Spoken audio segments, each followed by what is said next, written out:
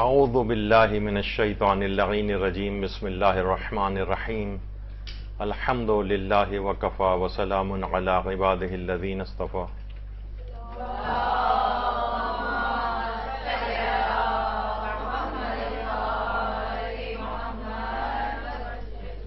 محمد و آل محمد علیہ السلام پر درود کے فضائل و فقہی احکام سے متعلق درس نمبر 4۔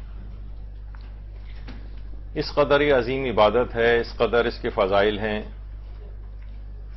کہ آپ سوچئے کہ اللہ اور ملائکہ نہ جانے کب سے ان کے اوپر درود بھیج رہے ہیں اور مستقل بھیجتے رہیں گے۔ تو اگر یہ گفتگو 4 کے اندر مکمل نہ بھی ہو سکی تب بھی کتنے فضائل ان کے ایسے ہیں جو باقی رہ گئے ہوں گے، اور فقہی احکام آج کوشش کریں گے کہ وہ بھی کافی جتنے بھی آج موجود ہیں آج کی حد تک کی گفتگو کسی حد تک اختتام پذیر ہو جائے۔ پیغمبر اکرم صلی اللہ علیہ وآلہ وسلم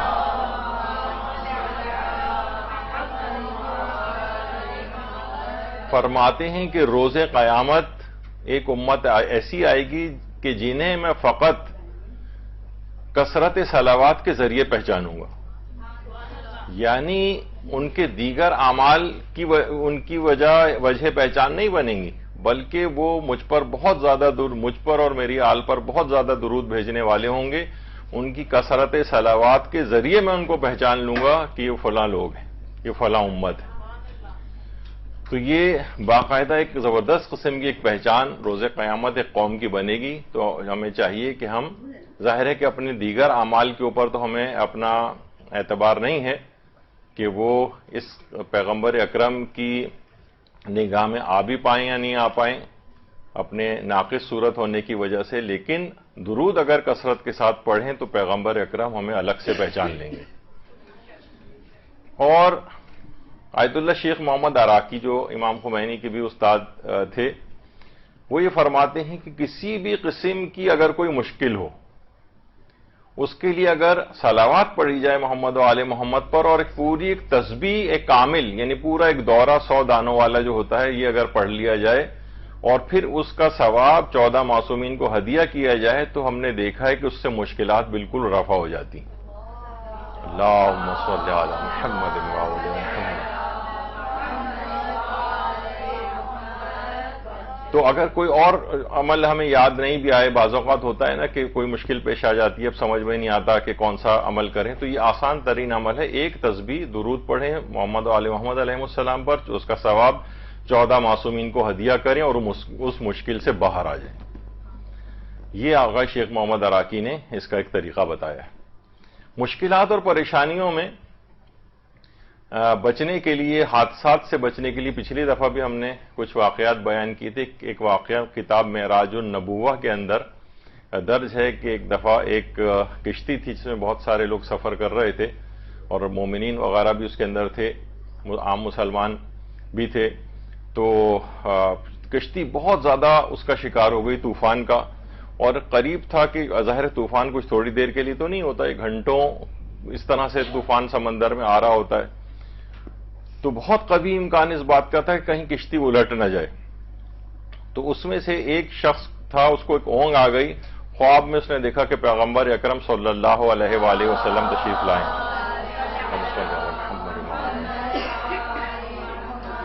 اور اس سے آ کر کہا کہ اگر تم اس طوفان سے بچنا چاہتے ہو، اس حادثے سے بچنا چاہتے ہو تو تم 1000 دفعہ مجھ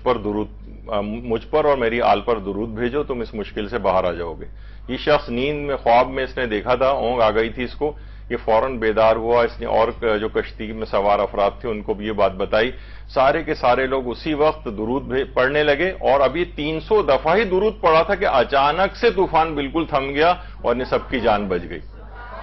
اللہم صلی علی محمد و آل محمد۔ اب دیکھیں یہ سب چیزیں کیا ہیں، وہ جو میں نے پچھلی دفعہ بھی کہا تھا کہ چیزیں ہمارے یہاں ڈاکومنٹ نہیں ہوتی، کتابوں کے اندر نہیں آتی ہیں، بیان لوگ اپنے ایکسپیرینسز بیان کریں تاکہ لوگوں کو اعتقاد ان چیزوں کے اوپر بڑھے۔ ہر شخص کے پاس کچھ نہ کچھ ایسی انفارمیشن، چیزیں اور تجربات ہوتے ہیں، وہ دوسرے لوگوں تک بھی پہنچنے چاہیے تاکہ لوگ بھی اس پہ رغبت کے ساتھ عمل کر سکیں۔ دیکھیے درود اور دیگر عبادات میں چند ایک نمایاں فرق ہیں. ایک تو ہوتی ہے سنت الہی اور ایک ہوتی ہے سنت نبوی. پیغمبر کی جو سنتیں تھیں اس میں واجبات بھی آتے ہیں، ان مستحبات وغیرہ بھی آتے ہیں. اچھا آپ دیکھیں بہت ساری ہماری عبادات ایسی ہیں کہ جس کا خاص وقت مقرر ہوتا ہے. مثلا آپ نماز یومیہ پڑھتی ہیں، آپ 1 منٹ پہلے بھی فجر کی نماز نہیں پڑھ سکتی، ظہر کی نماز 1 منٹ پہلے اور 1 منٹ بعد نہیں پڑھ سکتی وقت گزرنے کے، تو یعنی قضا ہو جائے گی، وہ گناہگار آپ ہو جائیں گے. تو کتنی ایسی چیزیں ہیں، جیسے روزے کا بھی ایک خاص وقت ہے، اس کے اندر روزہ جو ہے رکھنا ہوتا ہے. آپ رات میں روزہ نہیں رکھ سکتے، آپ جو ہے 3 بجے سے رات کی نیت نہیں کر سکتے. اصل تو اسی وقت شروع ہوگا جب طلوع فجر شروع ہوگی، اور 1 منٹ پہلے افطار آپ نہیں کر سکتے. روزے کو واجب جو عبادت کے طور پر ہے. لیکن جو درود ایک ایسی عبادت ہے جس کا کوئی خاص وقت بھی نہیں. دیکھیے حج کا بھی ایک خاص وقت ہے، حج مخصوص مہینوں کے اندر ہوتا ہے. آپ رجب میں حج نہیں کر سکتے، آپ جو ہے وہ محرم میں حج نہیں کر سکتے، دیگر مہینوں میں نہیں کر سکتے. لیکن درود ایک ایسی عبادت ہے، نہ اس کا کوئی وقت معین ہے، نہ کوئی ٹائم فریم ہے اس کا، نہ یہ کوئی قضا ہوتی ہے، ہر وقت یہ ادا رہتی ہے. بہت سی عبادات ہیں، دیکھیے ان سب کی خاص شکلیں ہیں، خاص مناسک ہیں، خاص طریقے سے ان کو کیا جاتا ہے. اگر آپ نے اس طریقے سے نہیں کیا تو آپ کی عبادت بھی قبول نہیں ہوتی بلکہ باطل شمار ہوتی ہے. جبکہ اس کا کوئی خاص الفاظ نہیں ہیں، بہت سارے الگ الگ طریقوں سے درود جو ہے وہ پڑھے جاتے ہیں. تو اس طرح سے اگر آپ دیکھیں بہت سی عبادات دیکھیے اس طرح کی ہوتی ہیں کہ وہ صرف جماعت کے ساتھ ہو سکتی ہیں. مثلا نماز جمعہ فرادہ اکیلے آدمی نہیں پڑھ سکتا ہے، جماعت کے ساتھ پڑھی جائے گی. جبکہ درود جو ہے یہ اجتماعی طور پہ بھی پڑھا جا سکتا ہے، انفرادی طور پہ بھی پڑھا جا سکتا ہے. بہت سی نمازیں ایسی ہیں، آپ کو پتہ ہے کہ واجب نمازیں یہ کھڑے ہو کر ہی پڑھی جاتی ہیں جب تک کہ انسان معذور نہ ہو. اور یہ جو درود کی عبادت ہے کھڑے بھی پڑھ سکتے ہیں، لیٹے ہوئے بھی پڑھ سکتے ہیں، بیٹھے ہوئے بھی پڑھ سکتے ہیں. جو اور عبادات ہیں یہ جناب نجاست کی حالت میں وہ نہیں ہو سکتی، بلکہ جیسے خواتین ہیں مخصوص ایام میں، اگر وہ ایسا نہیں کہ ان کے اوپر صرف معاف ہے بلکہ حرام بھی ہے. مثلا وہ نماز پڑھنا بھی چاہیں تو حرام ہوگا نماز پڑھنا. لیکن یہ ایک ایسی عبادت ہے، یہ نجاست کے عالم میں بھی ہو جاتی ہے. یعنی ہر طرح سے اگر آپ دیکھیں تو خمس کو بھی اگر آپ دیکھیں، خمس جو ہے مثلا آپ یہ نہیں کر سکتے کہ بھئی جو 6 مہینے بعد مجھے تنخواہ ملے گی اس کا خمس میں ابھی سے نکال رہی ہوں، نہیں خمس نکلے گا ہی نہیں. بلکہ بیچ میں ایسی جملہ ڈال دیتا ہوں، ایک زمانے میں آپ کو پتا ہے کہ گولڈن ہینڈ شیک ملا تھا بینکس وغیرہ کی طرف سے. شروع میں تو وہ گولڈن ہینڈ شیک کہا جاتا تھا، اس کے بعد تو آئرن کک آؤٹ ہونے لگے تھے وہاں سے، بغیر پیسے دیے ویسے ہی نکال دیے جاتے تھے لوگ. تو اس میں بھی ایک مسئلہ آتا ہے، اس میں بہت زیادہ ڈیٹیل میں نہیں جا رہا. لوگ جب وہ ہوں تو اپنے مرضے کے مطابق اس کا مزید تفصیلات دریافت کر لیں. یعنی تو لوگوں نے کیا کیا کہ مثلا بہت سے لوگوں کو اچھی بڑی بڑی رقمیں ملی تھیں، 1 کروڑ روپے بھی ملے تھے، کسی کو 50 لاکھ ملے تھے، 75 لاکھ ملے تھے. انہوں نے کہا بھئی بعد میں بھی تو ہمیں خمس نکالنا ہی ہوگا نا. گورنمنٹ نے ڈائریکٹ ان کے اکاؤنٹ میں پیسے ڈال دیے، تو جب تک کہ ٹرانزیکشن یا قبضہ نہ ہو اس مال کے اوپر تب تک وہ آپ کا مال بھی نہیں بنتا ہے. اس کی ایک بڑا زبردست اس کا پیچھے ایک مسئلہ ہے، اس میں تفصیل میں ابھی نہیں جا رہا. لیکن بہرحال بہت سے لوگوں نے کیا کہ 1 کروڑ ملا، 20 لاکھ خمس نکال دیے. تو معلوم یہ چلا کہ ابھی انہوں نے اس پہ کوئی قبضہ لیا ہی نہیں تھا. اب وہ خمس نکال بھی دیا تو خمس بھی نکل گیا، اور خمس اب دوبارہ بھی واجب ہو جائے گا. جو ان کے پاس مثلا 80 لاکھ بچ گئے، جب اس دن جس دن سے ان کا قبضہ شروع ہوگا اس دن سے اس کی کاؤنٹنگ شروع ہوگی، اور جب 1 سال پورا ہو جائے گا یا ان کی تاریخ خمس آئے گی تو ان کو پھر دوبارہ نکالنا پڑے گا. تو لوگ بہت ہکا بکا پریشان ہو گئے کہ وہ خمس نکلا ہوا ابھی ان کا خمس شمار نہیں ہوا، اور وہ چلا بھی گیا، تقسیم بھی کر دیا، ادھر ادھر سادات میں بھی بانٹ دیا انہوں نے. تو کچھ عبادتیں دیکھیے ایسی ہیں جن کا بھی وقت مقرر ہوتا ہے، وہ وقت نہ آیا ہو تو وہ اگر نکال بھی دیا جائے ایسے تو اس سے وہ یہی شمار ہوگا کہ آپ نے خمس نہیں نکالا ہے اور دوبارہ نکالنا پڑے گا. لیکن درود میں ایسی کوئی شرط نہیں. درود ہر طریقے سے کوئی شرط نہیں ہے، ہر وقت ہر جگہ. بہت سی نمازیں آپ دیکھیے کہ وہ آپ آہستہ آواز میں پڑھنی ہوتی ہیں، کچھ بلند آواز سے بھی پڑھنے کی اجازت ہے. یہ ایک ایسی عبادت ہے اس میں ہر طرح کی اجازت ہے. آپ آہستہ پڑھیں، بلند آواز سے پڑھیں، خاموشی سے پڑھیں، نجاست کے حالت میں ہوں، پاکی کے حالت میں ہوں، دن میں رات میں، یعنی کوئی شرط کے بغیر ہے. درود ایک ایسی عبادت ہے جو کیونکہ سنت الہی اس کو شمار کیا جاتا ہے نا، اللہ اور ملائکہ درود بھیج رہے ہیں، تو اس کے لیے تمام قسم کی ہر قسم کی شرط و شروط سے یہ پاک ہے اور ہر وقت جو ہے نا اس کو ادا کیا جا سکتا ہے۔ اچھا، اسی طریقے سے دیکھیں درود ایک مستقل اگر روزانہ کثرت کے ساتھ پڑھا جائے تو علماء فرماتے ہیں اس کا ایک فائدہ بھی ہوتا ہے۔ دیکھیے بعض اوقات ہوتا ہے نا کہ اگر انسان کثرت کے ساتھ درود پڑھے تو ممکن ہے کہ رسول اللہ جو ہیں وہ ان کی مسلسل نظر عنایت ہونے لگتی ہے، اور مثلا آپ کو بھی اگر کوئی شخص روزانہ دعائیہ کلمات کہے، ایک دفعہ کہے، 2 دفعہ کہے، آپ اس سے اگر کچھ ناراض بھی ہیں تو تھوڑے دن میں آپ کی ناراضگی بھی دور ہو جائے گی، پھر آپ اس پر نگاہ التفات بھی ڈالیں گی۔ رسول اللہ کے متعلق بھی کہا جاتا ہے کہ ممکن ہے کہ وہ درود کثرت سے بھیجا جائے، اگر وہ ناراض بھی ہیں تو راضی ہونے لگیں گے، ان کی نگاہ التفات بڑھنے لگے گی، اور ممکن ہے مسکراہٹ بھی آپ کا درود سن کے ان کے آ جائے کرے جب ان تک پیغام پہنچایا جاتا ہے کہ فلاں نے آپ کو، اور اگر کافی دن گزر جائیں اور تو ممکن ہے کہ وہ اس کا انتظار بھی کرتے ہوں کہ فلاں میرا ماننے والا ہے، اس کا درود اب تک مجھ تک کیوں نہیں پہنچا۔ ممکن ہے فرشتوں سے دریافت بھی کرتے ہوں کیا بات ہے، وہ فلاں جو بہت کثرت سے درود بھیجتا تھا آج کل اس کے درود نہیں آ رہے ہیں ہمارے پاس، تو فرشتے کے ممکن ہے کہیں۔ علماء نے مختلف چیزیں بیان کی ہیں کہ یا رسول اللہ وہ تو بیمار ہے آج کل اس وجہ سے نہیں بھیج رہا ہے، پھر یہ سن کر رسول اللہ اس کے لیے مثلا شفا کی دعا کریں، اور مثلا اگر فرشتے یہ کہیں کہ یا رسول اللہ وہ تو انتقال کر گئے اس وجہ سے اب درود نہیں آپ تک آ رہا ہے، تو رسول اللہ اس کے لیے مغفرت کی دعا کریں۔ یعنی روزانہ اگر درود واقعتاً مستقل کثرت کے ساتھ پڑھے تو یہ ایک عام آدمی کی بھی سائیکی کہ روزانہ اس کے لیے اگر آپ دعا کریں اور اس کو یہ علم میں بات آئے تو وہ اس کا قلبی رجحان آپ کی طرف بڑھتا چلا جاتا ہے، تو رسول اللہ آپ کی طرف ویسے ہی متوجہ ہوتے چلے جاتے ہیں، اور رسول اللہ کی اگر نگاہ التفات آ جائے تو پھر آپ کو پتا ہے کہ انسان کا بیڑا پار ہو جاتا ہے۔ اچھا، درود دیکھیے ہمیشہ اخلاص کے ساتھ پڑھا جاتا ہے، دعائیں اس کے ذریعے کیوں ہماری قبول ہو جاتی ہیں؟ کیونکہ دیکھیے فرشتے اور اللہ جو ہیں آپ کوئی نئی چیز نہیں کر رہے ہیں، اللہ درود اور ملائکہ درود مستقل جو ہے رسول اللہ کے اوپر بھیج رہے ہیں اور ان کی آل پر، اور وہ تو مستقل بھیج رہے ہیں، تو اگر ہم یہ درود پڑھیں نہ پڑھیں اس سے ان پہ کیا فرق پڑنا ہے؟ لیکن اللہ یہ کہتا ہے کہ دیکھو یعنی اس کی دعائیں ہم کیوں قبول کر رہے ہیں درود کے نتیجے میں، کہ یہ شخص جو ہے یہ کمال اخلاص کے ساتھ پڑھ رہا ہے۔ اس درود کی دعا کے اندر کہیں پہ بھی مثلا رزق نہیں مانگ رہا ہے اپنے لیے، درود کی جو دعا ہے اللہم صلی علی محمد و آل محمد، اس میں کوئی بیماری سے بچنے کے لیے آپ کچھ نہیں مانگ رہے ہیں، اپنی اولاد کے لیے کچھ نہیں مانگ رہے ہیں، کمال اخلاص کے ساتھ اپنی تمام دنیاوی حاجتوں کو ایک طرف کرتے ہوئے آپ ان کے لیے ایک دعا کر رہے ہوتے ہیں اللہم صلی علی محمد و آل محمد۔ تو پروردگار کہتا ہے کہ جب اس نے اپنی کوئی بھی حاجت اس کے اندر نہیں رکھی ہے اور صرف رسول اللہ کے لیے یہ جو ہے اور ان کی آل پر درود بھیج رہا ہے، تو ہم اب پروردگار عالم کی شان یہ ہے کہ وہ آپ کی زمین میں جتنی بھی دعائیں وہ ویسے ہی قبول کر لیتا ہے۔ تو درود کے اندر ایک کمال اخلاص ہے، اس میں آپ نے بہت ساری چیزیں لگا کے نہیں رکھی ہوئی کہ مثلا کتنے مجالس کے اندر درود پڑھتی ہیں، کہیں پہ بھی آپ کی نیت اپنی دنیاوی حاجات وغیرہ کے لیے نہیں ہوتی،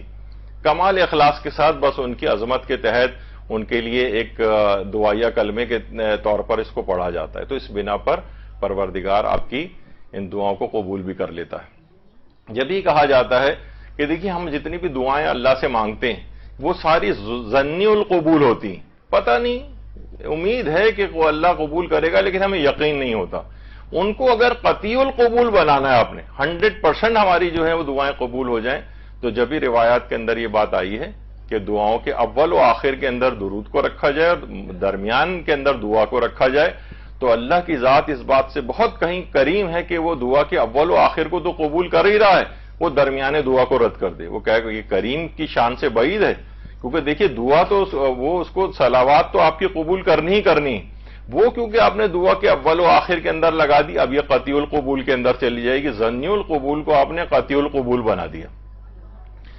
تو یہ اس طرح سے ہے کہ آپ اس کو 100% اب آپ کو اطمینان ہو جاتا ہے کہ میں نے ایک ایسی چیز کہ پروردگار کی ذات بہت کریم ہے اس بات سے کہ بعید ہے اس سے کہ وہ اول و آخر کو تو قبول کر رہا ہے لیکن درمیانے دعا کو رد کر دے، یہ ممکن نہیں ہے۔ اور یہ بھی علماء فرماتے ہیں کہ دیکھیے درود جو ہے یہ بے عمل اور گناہگار لوگوں کو بھی فائدہ پہنچاتا ہے۔ دیکھیے کہا جاتا ہے نا کہ مثلا اگر اعمال جو ہمارا اگر کوئی بھی درخت ہے اس کی جڑ اگر سلامت رہے تو چاہے اس کے پتے پھل پھول یہ سب جو ہیں وہ ختم ہو جائیں، ٹہنیاں بھی اس کی مرجھا جائیں، لیکن اگر اس کو پانی دیا جاتا رہے جڑ کو تو امید باقی رہتی ہے کہ ایک دن ایسا آئے گا کہ درخت دوبارہ سرسبز ہو جائے گا۔ تو ممکن ہے کہ کبھی ہماری بے عمالیوں جو ہمارا سمجھیں جو درخت ہے وہ اس میں بے عمالیوں کی وجہ سے پھل اور پھول نہ اس میں آ رہے ہوں، اس کی ٹہنیاں ختم ہو رہی ہوں، اس کے پتے ختم ہو رہے ہوں، لیکن آپ کی محبت اہل بیت کا جو جڑ ہے وہ آپ کی برقرار ہے، اس میں آپ درود کا پانی اس کے اندر مستقل ڈالتے رہیں تو اس بات کا بہت قوی امکان رہے گا کہ یہ درخت دوبارہ سرسبز ہو جائے گا۔ یہی وجہ ہے کہ عام طور پر وہ افراد جو ذرا سے بھی دیندار ہو جاتے ہیں، ہم نے عام طور پر دیکھا ہے معاشرے میں کہ بیچارے یہ جو مثلا ماتمی حضرات ہیں، ہر وقت ان کی بے عمالیوں کے تانے یا ان کو برا بھلا اور جاہل کہنا، ارے بھائی ان کی بظاہر اگر کوئی چیز ان میں کمی بھی آپ کو نظر آ رہی ہے نا، لیکن ان کے اندر محبت اہل بیت کی جڑ ان کی تازہ ہے۔ یہ درود اور مختلف ذرائع سے یہ اس کو جو ہے پانی بہم پہنچاتے رہتے ہیں۔ زندگی میں کبھی بھی ایک ایسا موقع آئے گا ان کے یقیناً اس کی برکت سے کہ یہ درخت پھر ان کا دوبارہ ہرا بھرا ہو جائے گا۔ تو کبھی بھی ان کے کچھ اعمال کو دیکھ کر، کہیں کوتاہیوں کو دیکھ کر فوراً ان کے اوپر جو ہے نا یہ ماتمی ایسے اور یہ فلاں ایسے اور یہ افراد ایسے، ان کی کبھی بھی کسی پر اس طرح سے تانہ زنی نہیں کرنی چاہیے، کیونکہ بہرحال ان کی محبت اہل بیت کی جو جڑ ہے اس کے اندر یہ مستقل درود کا پانی ڈالتے رہتے ہیں۔ امید ہے کہ کبھی نہ کبھی کلک ہو جائے گا یہ والا مسئلہ اور یہ راغب ہو جائیں گے، یعنی وہ کوتاہیوں کی طرف بھی متوجہ ہو جائیں گے اور اس کو اوور کم کر لیں گے۔ تو درود جو ہے بے عمل اور گناہگار کو بھی فائدہ پہنچاتا ہے۔ ایسا نہیں کہ مثلا اس کی وجہ سے کہیں گے کہ کیا کثرت سے ایسا درود تم پڑھ رہے ہو، کیا فائدہ اس کا ہے جب تمہارا عمل ایسا ہے۔ نہیں، اس قسم کے تانے ان افراد کو نہیں دینے چاہیے۔ اور یہی وجہ ہے کہ ہمارے امام حسن علیہ الصلوۃ والسلام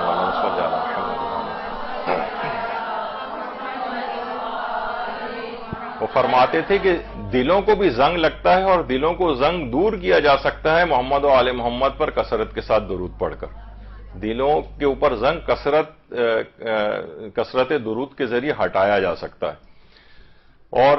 یہ اگر ایک دفعہ بھی زنگ لگ جائے نا تو یہ موت کو بھی بھلا دیتا ہے، یعنی دل کے اوپر جو زنگ چڑھ جاتا ہے۔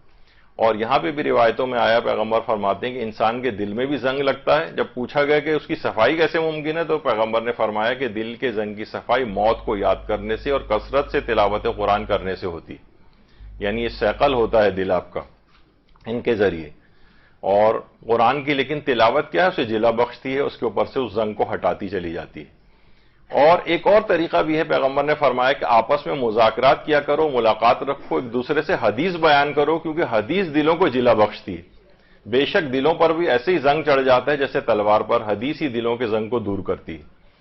اور یہی جب ہی کہا گیا کہ کثرت درود بھی اسی طریقے سے دلوں کے زنگ کو دور کرتا ہے۔ یہی وجہ ہے کہ مدرسۃ القائم کی ایک مطبوعہ کتاب بھی، اس کا نام بھی ہم نے یہی رکھا ہے کہ دل کے زنگ کو دور کیجئے، جس میں وہ تمام تصاویر کے ساتھ ان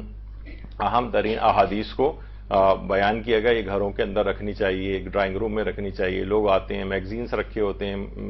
میز کے اوپر، اکثر ایسی فحش بے حجاب عورتوں کی اس کے اندر تصویریں، فضولیات، اس طرح کی چیزیں جو ہے وہ رکھی جاتی ہیں۔ یہ وہاں ڈرائنگ روم میں رکھنا چاہیے اس طرح کی کہ جس کے اندر وہ لوگ آئیں، مہمان اٹھا کے کھول کے ذرا سی بھی ورق گردانی پڑھیں۔ کیا پتا کہ بعض اوقات لوگوں میں بتاتے ہیں کہ صرف ایک ایک حدیث پڑھ کر ہی ان کی زندگیاں بدل گئیں، کہ جناب وہ فلاں لوگ بتاتے ہیں، وہ فلاں آپ نے ایک دفعہ ایک پوسٹ لگائی تھی حج کی اہمیت پہ، ایک صاحب نے خود ہم سے کہا کہ وہ جب سے میں نے اس کو پڑھا ہے میں حج پر جاتا ہی نہیں تھا، جب سے وہ حدیث پڑھی کہ مثلا وہ یہودی مرے یا نصرانی مرے، ہم اس کی پرواہ نہیں جو بھی، تو وہ کہہ رہے ہیں کہ اس کے بعد سے لے کر 14-15 کے قریب وہ حج کر چکے ہیں۔ تو آپ کو بعض اوقات دیکھیے پتہ بھی نہیں ہوتا ہے کہ کس بات کا کیا اس کا اثر اور نتیجہ نکلے گا، بات کہاں کتنی دور تک جائے گی۔ تو دلوں کے زنگ کو دور کثرت درود کے ذریعے بھی اور احادیث کے ذریعے بھی دور کیا جائے۔ اچھا، اور رجب علی خیاط جن کا پچھلی دفعہ بھی ہمارا تذکرہ ہوا تھا، وہ یہ فرماتے تھے کہ اگر مداومت کی جائے ذکر کے اوپر، یعنی درود صلوات کے اوپر، اور 1000 مرتبہ یہ صلوات پڑھی جائے روزانہ،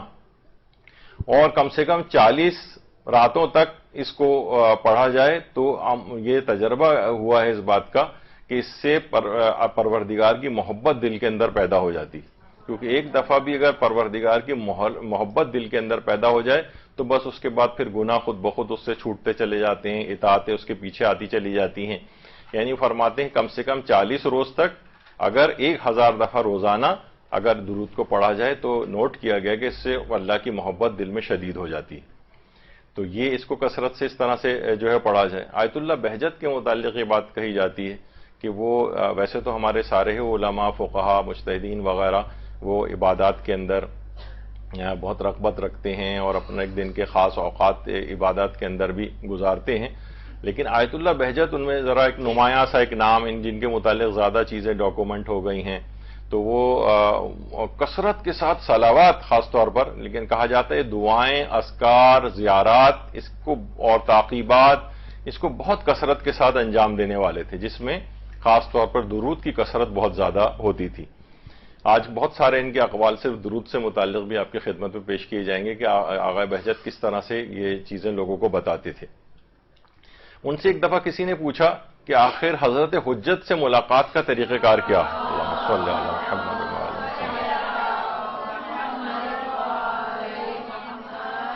تو انہوں نے فرمایا کہ حضرت حجت کی اگر کسی شخص کو زیارت کرنی ہے تو وہ 3 اعمال کو انجام دے.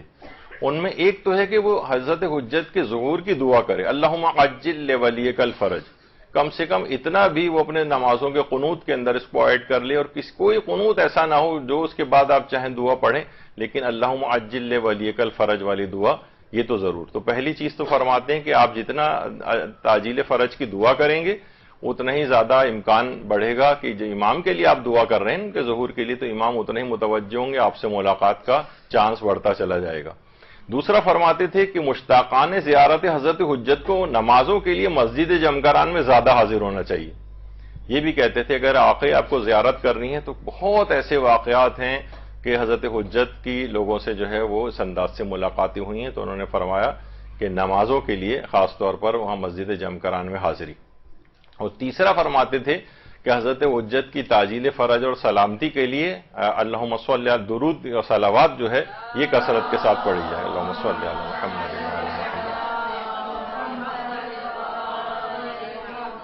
یعنی تعجیل فرج کی دعائیں کریں اور مسجد جمکران میں نمازوں کے لیے زیادہ حاضر ہوں، اور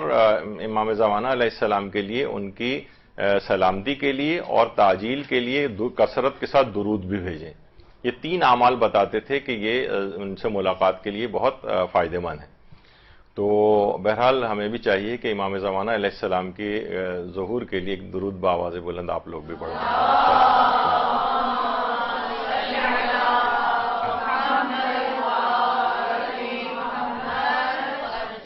تو یہی باتیں لوگ آ کے جب کہتے تھے کہ ہم بہت مشتاق ہیں حضرت حجت کی زیارت کے لیے، کیا کریں؟ تو آغا بہجت یہی 3 اعمال اس کو بتایا کرتے تھے.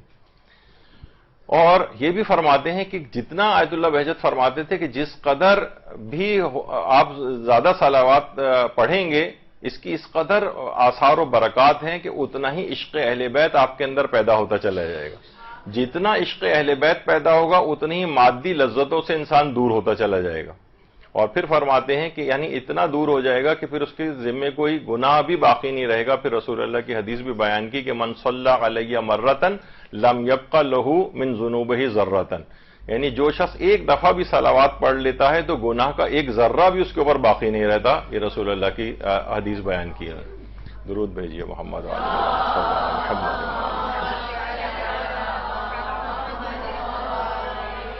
یعنی خود بخود اس کی مادی لذتوں سے توجہ ہٹنے لگے کیونکہ عشق اہل بیت زیادہ سے زیادہ اس میں پیدا ہونے لگے گا. کثرت صلوات سے عشق اہل بیت زیادہ پیدا ہوتا ہے، جتنا زیادہ پیدا ہوگا اتنی مادی لذتوں سے وہ دور جائے گا، اور اتنا دور ہو جائے گا کہ پھر ایک گناہ کا ایک ذرہ بھی اس کے اوپر باقی موجود نہیں رہے گا. آیت اللہ سید محمد حسینی شاہرودی اب تو انتقال کر گئے ہیں، کافی سال ہو گئے ان کے انتقال کو. تو یہ ان سے جب پوچھا گیا کہ جو نمازیں ہوتی ہیں ہماری اس کی آخری رکعت کے آخری سجدے میں ہم کون سی دعا پڑھیں جو سب سے بہترین دعا ہو آخری رکعت کے آخری سجدے میں؟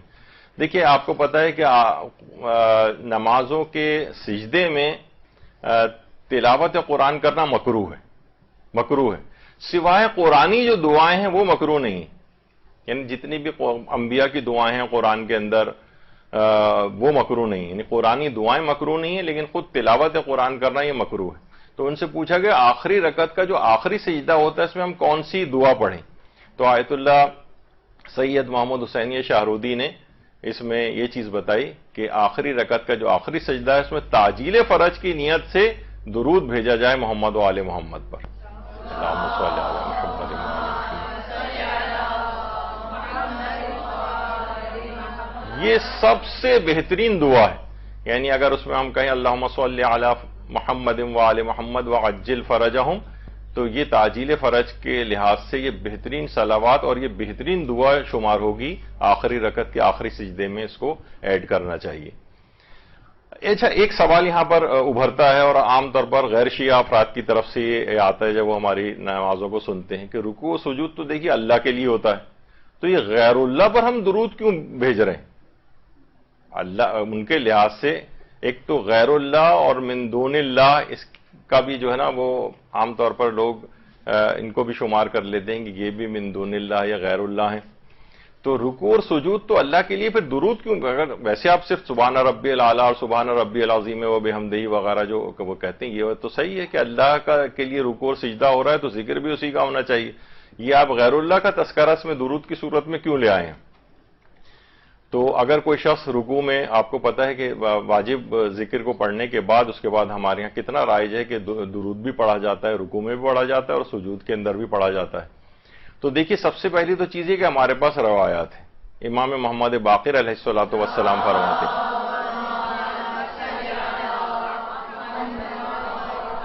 کہ جو شخص بھی اپنے رکوع اور سجود اور قیام میں اللہم صلی علی محمد و آل محمد کہے تو اللہ اس کے لیے رکوع اور سجود اور قیام جتنا ہی ثواب اس صلوات کے عوض میں بھی عطا کرے گا، یعنی جو آلریڈی ثواب ہے اتنا ہی ایک اور ثواب اس کو اور ڈبل کر کے جو ہے وہ دیا جائے گا۔ اچھا، رکوع میں اور سجود میں تو ہے، لیکن قیام کون سا ہے؟ تو دیکھیے قنوت جو ہے وہ قیام کی حالت میں پڑھا جاتا ہے، تو رکوع اور سجود میں بھی درود اور قیام کی حالت میں بھی درود اگر کوئی شخص پڑھے تو اللہ اس کے لیے رکوع اور سجود اور قیام جتنا ہی ثواب اس صلوات کے عوض اس کو عطا کر دے گا۔ تو ہمارے پاس تو یہ روایات بھی ہیں۔ اچھا، اور اس کے علاوہ ایک روایت اور بھی ہے کہ ان عبداللہ ابن سلیمان قال سألت ابا عبداللہ الصادق عن الرجل یذکر النبی صلی اللہ علیہ وآلہ وہو فی الصلاۃ المکتوبہ مکتوبۃ اما راکع و اما ساجدہ، یعنی عبداللہ ابن سلیمان کہتے ہیں کہ امام صادق سے ایک شخص کے متعلق پوچھا گیا کہ جو کہ فیصلی علیہ کہ وہ نماز واجب کے رکوع اور سجود کے اندر صلوات بھیج رہا تھا محمد و آل محمد کو، اس کے متعلق پوچھا گیا کہ وہ ایسا کرنا کیسے ہے؟ فقال نعم ان الصلاۃ علی نبی اللہ کہیئۃ التکبیر والتسبیح، فرماتے ہیں کہ رسول اللہ کے اوپر صلوات بھیجنا بالکل ایسے ہی جیسے انسان تکبیر اور تسبیح پڑھ رہا ہو، یعنی اللہ کی تسبیح بیان کر رہا ہو، وہی عشر و حسنات، اور اس کے لیے 10 نیکیاں لکھی جاتی ہیں، یبتدرھا ثمانیۃ عشر ملکن ایہم یبلغھا ایاہ، اور جیسے ہی وہ درود پڑھتا ہے رکوع اور سجدے میں 18 فرشتے دوڑ پڑتے ہیں رسول اللہ تک اس اطلاع کو پہنچانے کے لیے کہ فلاں نے آپ کے لیے رکوع اور سجود کے اندر جو ہے وہ درود پڑھا ہے، دوڑ پڑتے ہیں۔ تو ہمارے ہاں تو الگ سے دیکھیے روایات بھی موجود ہیں کہ رکوع اور سجود اور قیام قنوت وغیرہ کے اندر انسان جو ہے وہ ضرور درود کو پڑھے اور صلوات کو پڑھے، لیکن ممکن ہے لوگ کہیں یہ تو آپ کی روایات ہیں، کیونکہ اعتراض تو انہی کی طرف سے آتا ہے۔ تو ایک دوسرا بھی اس کا علماء نے جواب دیا کہ دیکھیے سورہ انبیاء میں بھی ہے جہاں فرشتوں کی اور ملائکہ کی بات ہوئی ہے، ان کے لیے قرآن نے کہا کہ یسبحون اللیل والنہار لا یفترون، کہ وہ دن و رات اللہ کی تسبیح کرتے ہیں اور تھکتے نہیں، ملائکہ تھکتے نہیں، تسبیح کرتے ہیں۔ اچھا، پھر دوسری جگہ پہ آپ پڑھتی ہیں کہ ان اللہ و ملائکتہ یصلون علی النبی، اللہ اور اس کے ملائکہ رسول اللہ کے اوپر درود بھیجتے ہیں۔ اس سے پہلے کہا کہ وہ یعنی اس میں کوئی تخصیص نہیں ہے، یعنی سارے کے سارے ملائکہ تسبیح کر رہے ہیں اور تھکتے نہیں ہیں، اور یہاں پر کہا کہ اللہ اور اس کے تمام ملائکہ جو ہیں اس میں بھی کوئی تخصیص نہیں کی کہ سارے کے سارے ملائکہ ان پر درود بھیجتے ہیں۔ اس کا مطلب یہ ہے کہ صلوات خود تسبیح پروردگار شمار ہوتی، وہ آپ نے پچھلی آیت میں دیکھا کہ وہ تسبیح کرتے ہیں اور تھکتے نہیں، اور یہاں پر ہے کہ اللہ اور اس کے ملائکہ مستقل درود بھیجتے ہیں پیغمبر پر۔ تو اس کا مطلب ہے کہ یہ خود ایک تسبیح ہے، جیسے امام نے فرمایا ہے کہ تکبیر و تسبیح شمار ہوتی ہے، تو اس لحاظ سے خود یہ جو ذکر اگر پڑھا جا رہا ہے اس کے اندر، یہ خود اللہ کی تسبیح شمار ہوتی ہے اور اس میں کوئی ممانعت والی بات نہیں۔ اچھا، بعض اوقات ایک لوگ اور سوال پوچھتے ہیں کہ مثلا ہمیں 3 دفعہ سبحان ربی العظیم و بحمدہ یا سبحان ربی الاعلی و بحمدہ پڑھنا ہوتا ہے، 3 دفعہ پڑھنے، تو ہم کیا یہ کر سکتے ہیں کہ مثلا 2 دفعہ ہم نے پڑھا، پھر صلوات پڑھ دیا، پھر اس کے بعد سبحان ربی الاعلی 1 دفعہ اور پڑھ دیا، یا اس کو آخری میں پڑھنا ہے؟ تو اس میں اجازت ہے آپ کو کہ آپ درمیان میں، شروع میں، کہیں پر بھی ذکر کو پڑھنے کے بعد اور درود پڑھ سکتے ہیں، بیچ میں بھی پڑھ سکتے ہیں، اور جو بھی آپ ذکر کر رہی ہیں رکوع اور سجود کے، اس میں بیچ میں، شروع میں، درمیان میں، کہیں پہ بھی پڑھ سکتے ہیں، اس میں کوئی حرج کی بات نہیں۔ اچھا، غیبت کے گناہ سے بچنے کے لیے بھی درود کو بہت کارآمد سمجھا گیا ہے۔ ایک روایت ہے ہمارے ہاں جس میں حضرت الیاس اور حضرت خضر نے اس سلسلے میں ایک تعلیم، ایک چیز کی ہے۔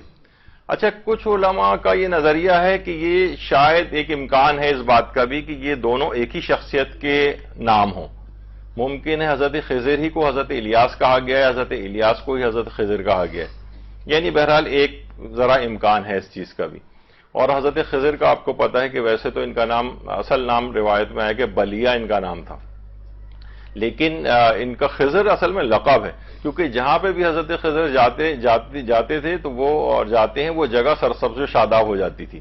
تو یہ اس لحاظ سے یہ ان کا اس میں آتا ہے۔ تو ایک دفعہ غیبت کے سلسلے میں ان سے سوال پوچھا گیا، روایت میں ایک چیز آئی ہے وسائل الشیعہ کے اندر کہ اولیاء خدا میں سے کسی نے حضرت الیاس و حضرت خضر سے شکایت کی کہ لوگوں کو جتنا منع کریں غیبت نہیں چھوڑتے۔ حضرت الیاس نے فرمایا جب کسی محفل میں لوگ غیبت کر رہے ہوں تو کہو بسم اللہ الرحمن الرحیم وصلی اللہ علی محمد وآل محمد۔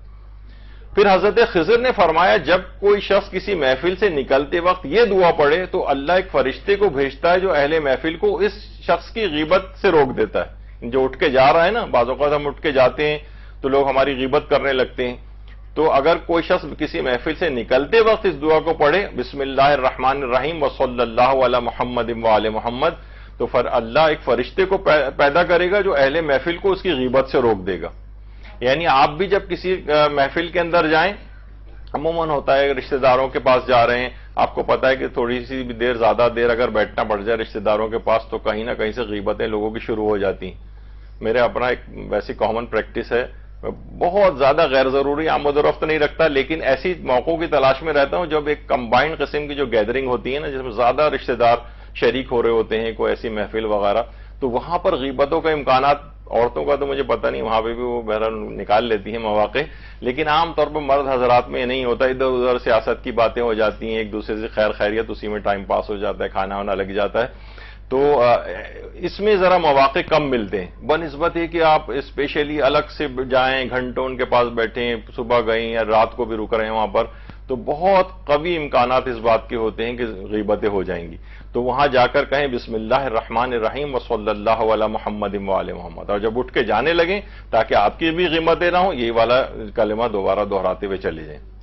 تو انشاءاللہ پروردگار ایک فرشتے کو خلق کرے گا جو لوگوں کا دماغ اس طرف جانے ہی نہیں دے گا کہ وہ غیبت کریں آپ کی یا کسی اور کی۔ تو بہرحال ان چیزوں سے بھی فائدہ اٹھانا چاہیے کہ دیکھا درود کی برکت سے انسان گناہوں، یہ غیبت کے گناہ سے بھی بچ سکتا ہے۔ اور روایات کے اندر دیکھیے بحر الانوار کی 75ویں جلد کے اندر رسول اللہ صلی اللہ علیہ وآلہ وسلم کی حدیث ہے کہ غیبت کا ترک کرنا اللہ کو 10,000 رکعت نماز مستحبی سے زیادہ محبوب تر۔ 10,000 رکعت آپ اٹھا کے کیلکولیشن کر کے دیکھیں کتنا وقت اس کے اندر لگتا ہے کہ 10,000 رکعت آپ نماز پڑھیں، ایک ترک غیبت سے اتنا زیادہ ثواب آپ کو ملتا ہے۔ زبان پہ آ رہی ہے ہمارے غیبت، ہم بس ابھی زبان سے نکلی اور اپنے آپ کو خوف خدا رکھتے ہوئے انسان روک لے، 10,000 رکعت نماز مستحبی سے زیادہ آپ کو ثواب ملے گا۔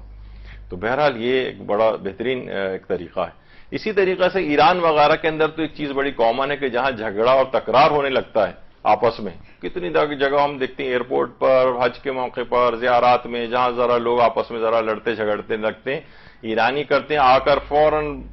بر محمد وآل محمد صلوات کا ایک نعرہ لگاتے ہیں، لوگ بآواز بلند درود بھیجتے ہیں اور وہ جھگڑا کرنے والے، وہ جھگڑا وہیں ختم ہو جاتا ہے۔ تو واقعتاً اس کے اندر بڑی ایک زبردست صلاحیت ہے، پاور ہے درود کے اندر، کہ جو اس طرح سے بحث و تکرار اور جھگڑے بھی اس سے رفع ہو جاتے ہیں۔ اور رسول اللہ صلی اللہ علیہ وآلہ وسلم فرماتے ہیں کہ اے امت محمد صلی اللہ علیہ وآلہ وسلم، جب تم مصائب و آلام میں گرفتار ہو جاؤ تو محمد و آل محمد کو یاد کرو، تاکہ خدا ان کی برکت سے ان کے فرشتوں کی جو تم پر موکل ہیں شیطانوں کے مقابلے میں تمہاری مدد فرمائے۔ تو یہ بہت اہم ہے کہ کثرت کے ساتھ پیغمبر کی آل پر درود بھیجتے رہنا چاہیے۔ معاویہ ابن عمار کہتا ہے کہ امام صادق علیہ السلام نے مجھ سے فرمایا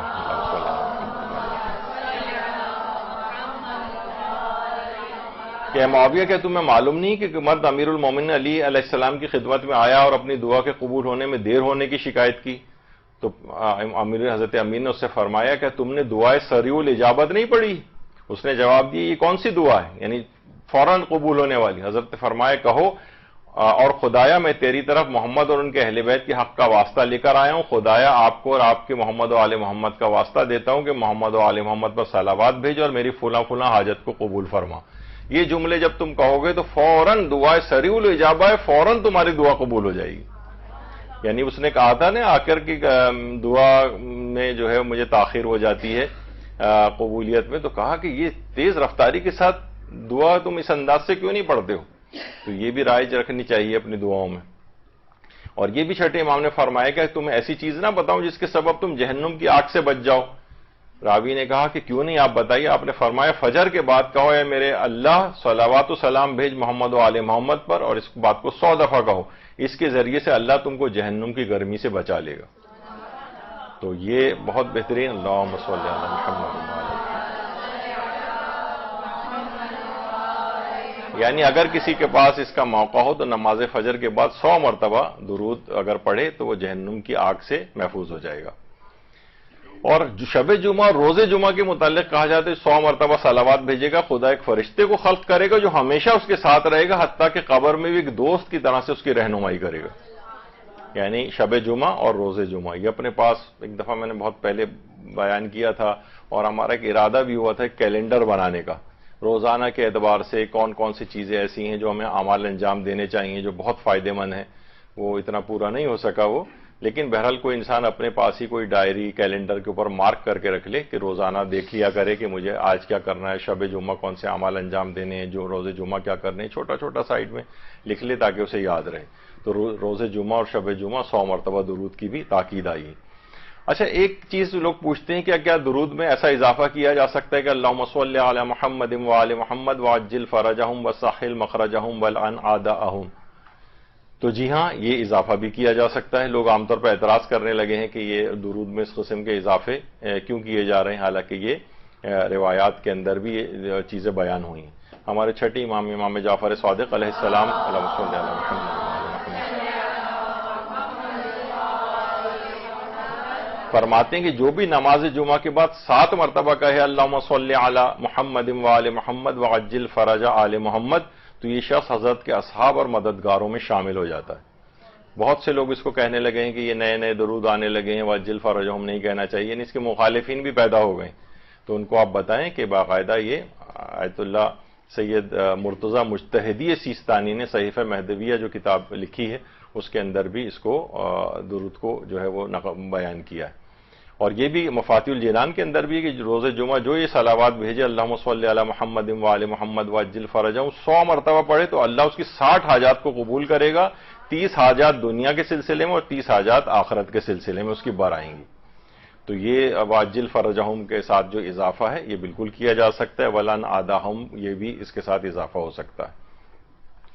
آیت اللہ بہجت یہ فرماتے تھے کہ اگر ظہور جو ہے نا امام کا یہ ہماری اہم ترین حاجات میں ہونا چاہیے، اور اس کے لیے ہمیں عجل فرجہ کہنا چاہیے۔ لیکن ہم یہ دیکھتے ہیں کہ عام طور پر بس جب مسجد کو ختم کرنا ہوتا ہے تو اس وقت ہم ختم کرنا چاہتے ہیں تو بس ہم درود پڑھواتے ہیں، اس کے معنی نہیں کہ بس اب مجلس ختم ہو گئی ہے، یا کسی جگہ رش بہت زیادہ لگا ہوا ہے تو ہم صلوات بھیج کے اس رش کو ہٹانا چاہتے ہیں لوگ تاکہ منتشر ہو جائیں۔ وہ کہتے ہیں اس طرح کی چیزیں جو ہیں، یعنی اصل جو وعجل فرجہم میں دماغ آپ کا وہ ہونا چاہیے اس طرف کہ یہ ظہور امام کے سلسلے میں ہم دعا کر رہے ہیں، نہ کہ لوگوں کو ڈسپرس کرنے کے لیے، نہ کہ مجلس کے اختتام کا اعلان کرنے کے لیے، یعنی اس طرح کی نیتیں عام طور پر اس لحاظ سے بھی ٹھیک ہے، یعنی لیکن انہوں نے کہا کہ یہ ویسی نیت نہیں ہونی چاہیے، فقط یہی اصل نیت کی طرف ہماری دماغ ہونا چاہیے کہ وعجل فرجہم ہم کیوں کہہ رہے ہیں۔ یہی وجہ ہے کہ علامہ عبد الحسین الامینی صاحب الغدیر فرماتے تھے کہ جو بھی مومن درود پڑھنے کے بعد وعجل فرجہم کہے تو میں اسے اپنی کتاب الغدیر لکھنے کے ثواب میں شریک کرتا ہوں۔ اللہم صلی علی محمد وعلی محمد۔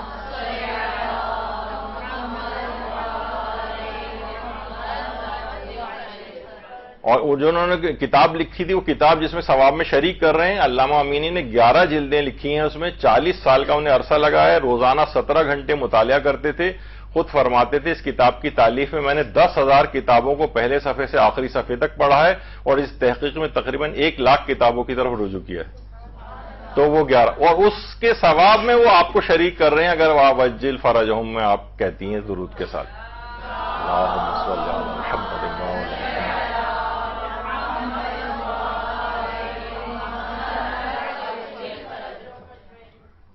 اچھا، اب ایک مسئلہ ایک اور بھی آتا ہے، کیا نماز کے تشہد کے درود میں وعجل فرجہم کا اضافہ کر سکتے ہیں؟ مثلا ہم پڑھ رہے ہیں، جیسے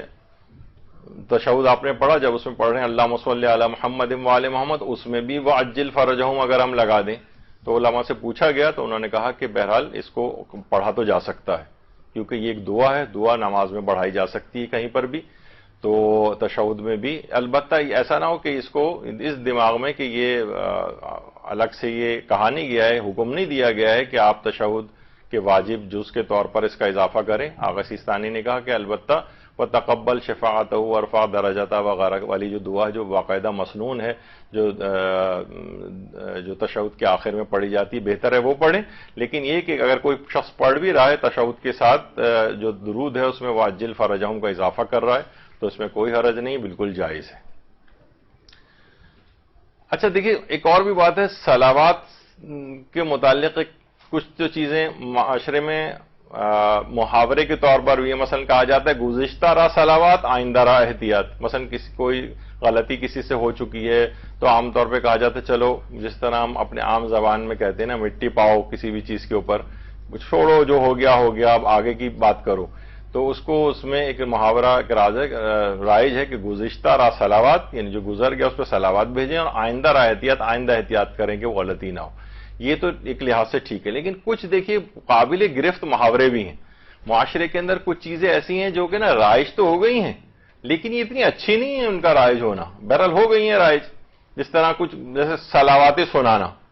ارے اس نے تو مجھے اتنی صلواتیں سنائیں، یہاں پہ یہ معنی ہوتا ہے کہ مجھے برا بھلا کہا یا مجھے گالیاں دیں۔ اب بتائیں کہاں صلوات کا جو اصل مفہوم ہے اور وہاں کہاں اس کو صلواتیں سنانا بالکل اس کے برخلاف معنوں میں استعمال، اگرچہ محاورے میں تن استعمال ہو رہا ہے لیکن یہ کچھ کہا جاتا ہے کچھ قابل گرفت محاورے بھی ہوتے ہیں، یعنی اتنے آسانی سے ان کو ہضم کرنا بہرحال اس کو اوائڈ کرنا چاہیے۔ یا مثلا ایک محاورہ آتے قل اللہ پڑھنا، اب دیکھا جائے تو یعنی آتوں کو تکلیف ہو رہی ہے، تکلیف کو ہم کیا کہہ رہے ہیں کہ آتے ہماری قل اللہ پڑھ رہی ہیں، تو دیکھا جائے تو یہ کوئی اتنا اچھا، یعنی سورہ قل اللہ احد کے لیے ایک تکلیف دہ چیز کے طور پر اس کو جو ہے وہ ذکر کرنا، یہ اتنا اچھا محاورہ نہیں ہے۔ اسی طریقے سے مثلا اللہ میاں کہنا، بہت سے جو ہے نا یہ بھی ہمارے ہاں رائج ہے، البتہ کچھ افراد کہتے ہیں، یہ خود ہمارے برادران اہل سنت میں احمد رضا خان بریلوی نے کہا تھا کہ جائز نہیں ہے یہ اللہ میاں اس طرح سے کہنا۔ جو دیوبندی حضرات ہیں وہ عام طور پر ان کے ہاں ذرا اس میں اختلاف ہے، کچھ کہتے ہیں اب تو یہ عظمت کے طور پر بولا جاتا ہے، ظاہر اللہ کے لیے تو کوئی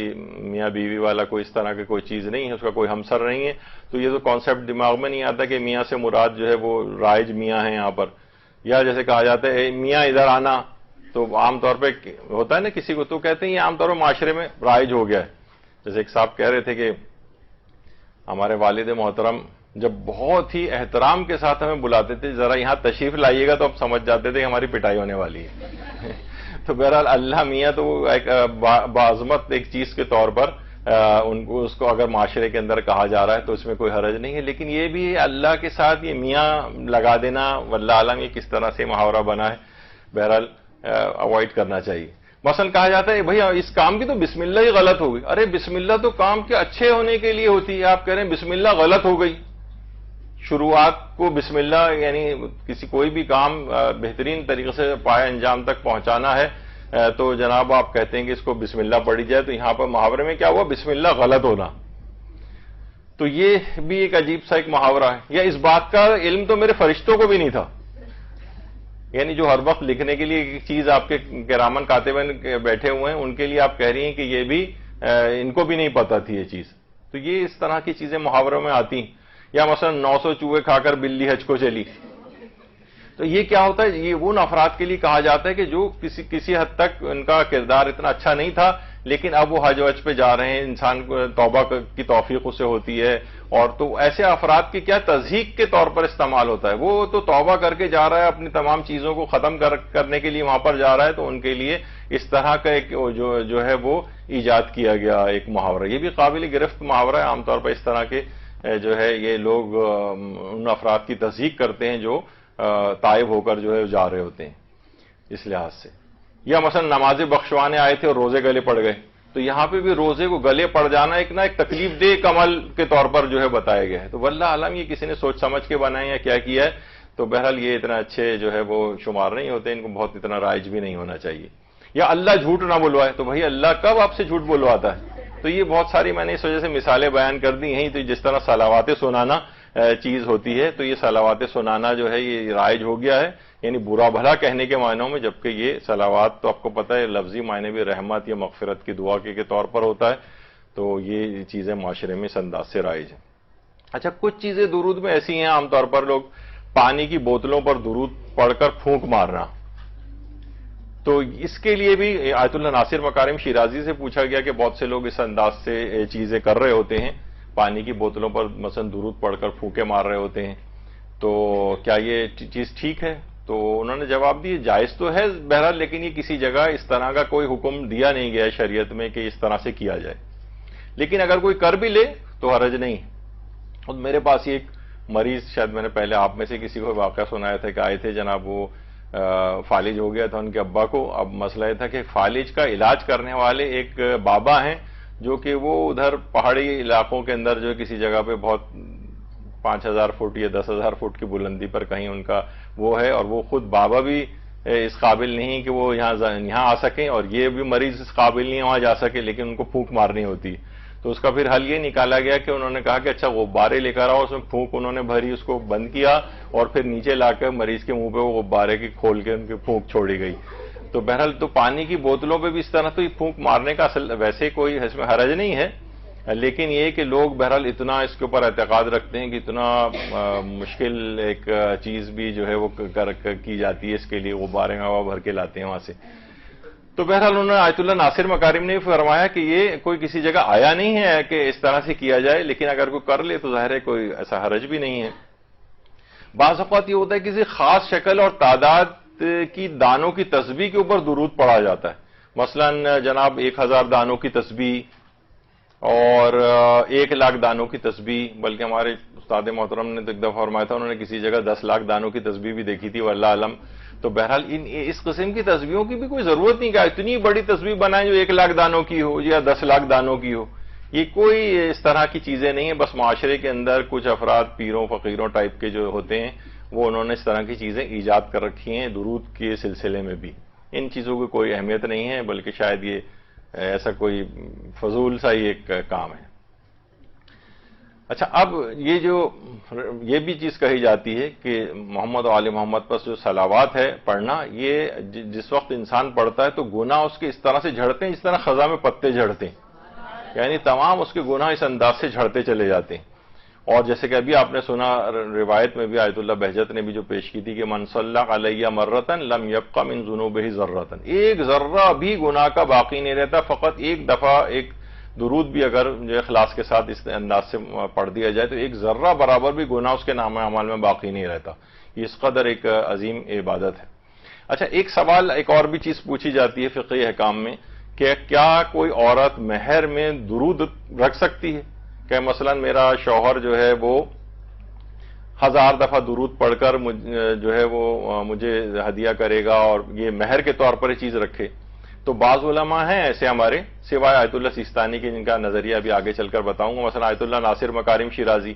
ان سے بھی یہ سوال پوچھا گیا کہ کوئی عورت اس طرح سے رکھتی ہے کہ رکھ سکتی ہے اپنا مہر کے 1، 3 یا 15 دفعہ مثلا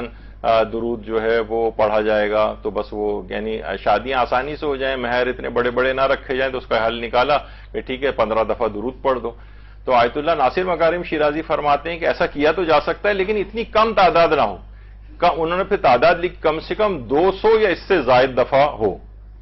تو یہ تو میں نے ایک پہلو بتایا کہ بہرحال فقہا کے اندر اس طرح کا ہے. اور اس سلسلے میں کچھ روایات بھی ہیں، مثلا حضرت آدم و حوا کے نکاح کا جو مہر رکھا گیا تھا، اس سلسلے میں بھی روایت آئی ہے کہ حضرت آدم جب داخل بہشت ہوئے تھے تو روایت میں ہے کہ حوروں کی ایک قطار نے ان کا استقبال کیا تھا، کہ لیکن حضرت آدم نے کوئی التفات ہی نہیں کیا حوروں پر. اور پھر حضرت حوا جب ان کی خلقت ہوئی تو حضرت حوا کو دیکھ کے حضرت آدم نے پوچھا، حضرت حوا جو ہماری اور آپ کی سب شخص کی جو ہے وہ ماں ہیں، ان سے جو ہے یہ ان سے کچھ دریافت کیا انہوں نے، تو وہ شرما گئیں اور انہوں نے حضرت آدم کو جواب نہیں دیا. تو اسی وقت جبریل امین نازل ہوئے اور کہا کہ آدم، حضرت حوا کو اللہ نے خلق کیا ہے، یہ آپ کی محرم اور ہمدم ہوں گی، لیکن ان سے تزویج کے لیے ضروری ہے کہ آپ حق مہر ادا کریں، حق مہر ادا کریں. تو حضرت آدم نے کہا حق مہر میں تو میرے پاس دینے کے لیے کچھ نہیں ہے. تو اس وقت پھر جبریل نے کہا کہ ان تصلی علی محمد و آل محمد 3 مرات، آپ 3 دفعہ درود بھیجیں محمد و آل محمد پہ، یہی آپ کا مہر ہے. اللہم صلی علی محمد و آل محمد.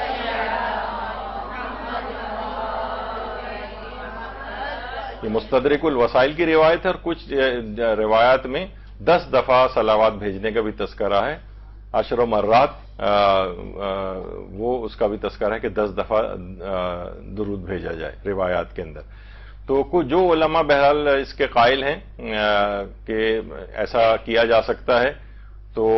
اس قسم کی ایک روایت مجھے نہیں پتا کہ وہ اصلاً ان کے پاس اس کی دلائل کیا ہیں، لیکن بہرحال ایک روایت اس انداز کی ملتی ہے جس میں حضرت آدم کے مہر کا تذکرہ وہ ہے کہ جس میں محمد و آل محمد پر درود بھیجا گیا تھا. اچھا، اب جو یہ ہے کہ مثلا انسان نکاح دائمی کر رہا ہے، نکاح انقطاعی کر رہا ہے، اس میں کیا درود کو مہر کے طور پر، تو اس میں آیت اللہ سیستانی یہ فرماتے ہیں کہ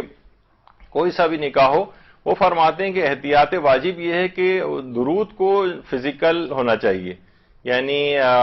مالی ہونا چاہیے. یعنی ایسا نہیں ہو کہ بس آپ نے کہا کہ میں درود پڑھ کے اور وہ کروں گا، یعنی کوئی نہ کوئی اس میں رقم انوالو ہونی چاہیے. جیسے علماء اور بھی علماء فرماتے ہیں کہ جیسے یہ کہا جیسے ہوتا ہے نا کہ مجھے یہ 14 معصومین کی زیارات جو ہے وہ مہر میں رکھ دیتے ہیں، یعنی اس کا خرچہ، یا مجھے حج کروائے گا، حج کا خرچہ مہر کے اندر رکھا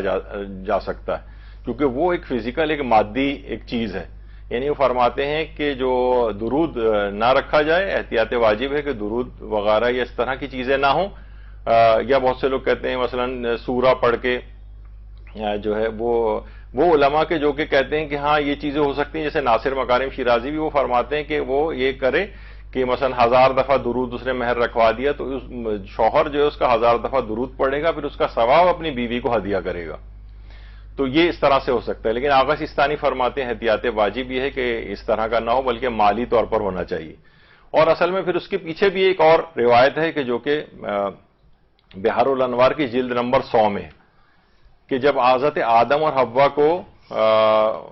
زمین پر بھیجا گیا تھا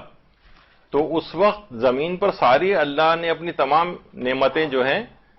وہ موجود تھیں، سوائے 2 چیزیں ایسی تھیں جو اس وقت زمین پر نہیں تھیں، ان کے نازل ہونے کے بعد زمین پر بھیجی گئی ہیں، وہ ہے سونا اور چاندی. اور پھر اس کو حضرت آدم نے حضرت حوا کے لیے مہر کے طور پر رکھا تھا. یعنی وہی جیسے آغا سیستانی بھی فرماتے ہیں کہ مہر کو مادی ہونا چاہیے، یعنی مادی مال ہو، چاہے سونا چاندی بھی رکھا جا سکتا ہے، رقم بھی رکھی جا سکتی ہے. تو بہرحال تو بحار الانوار کے اندر یہ روایت ہے پیغمبر اکرم صلی اللہ علیہ وآلہ وسلم کی.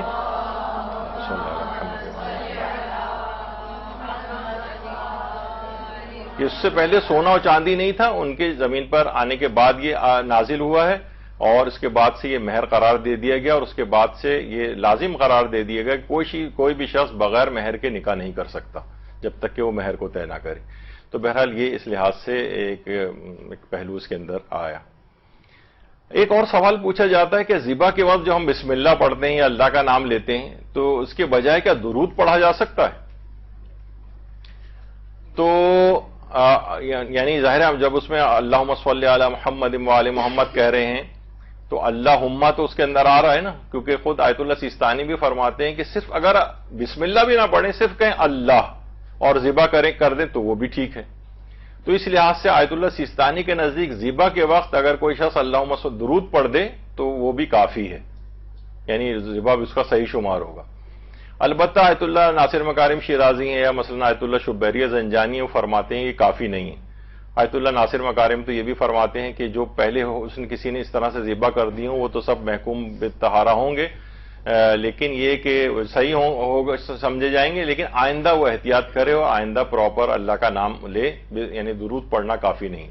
اور آیت اللہ خامنئی فرماتے ہیں احتیاط واجب ہے کہ درود کو نہ پڑھا جائے ذبح کرتے وقت، بلکہ پراپر جو تسمیہ یا بسم اللہ ہے وہ پڑھی جائے. لیکن آغا سیستانی کے فتوے میں یہ بھی جائز ہے. اچھا، آغا بہجت کے متعلق جیسے بھی آپ نے اس سے پہلے سنا کہ یہ بہت زیادہ درود جو ہے بھیجنے والی شخصیت شمار ہوتی ہیں. ایک جملہ اور فرماتے تھے کہ عام طور پر لوگ آ کر پوچھتے ہیں کہ بھائی کوئی فلاں چیز کا کوئی عمل بتائیں. جب بتایا جاتا ہے کہ مثلا آپ درود پڑھیں تو وہ ذرا حیرانگی سے ہوتا ہے نا کہ یعنی یہی بتا دی جو ہمیں چیز پتہ تھی پہلے سے. کوئی بہت ایسا پیچیدہ سا عمل بتایا جائے تو لوگ سوچتے ہیں وہ ہو یہ بہت زبردست یعنی کوئی عمل بتایا گیا ہے ہمیں، جبکہ اتنی بہترین چیز بتائی جا رہی ہے صلوات. تو اس کو لوگ جو ہے نا وہ فرماتے ہیں کہ صلوات کو چھوڑ کر دیگر عملیات کی تلاش کرنا ایسے ہی ہے جیسے آپ نا دریا موجود ہے اور اب حوض اور تالاب سے جو ہے وہ استفادہ کر رہے ہیں. جیسے مشہور ہے نا کہ وہ جو کیا تھا وہ کہ وہ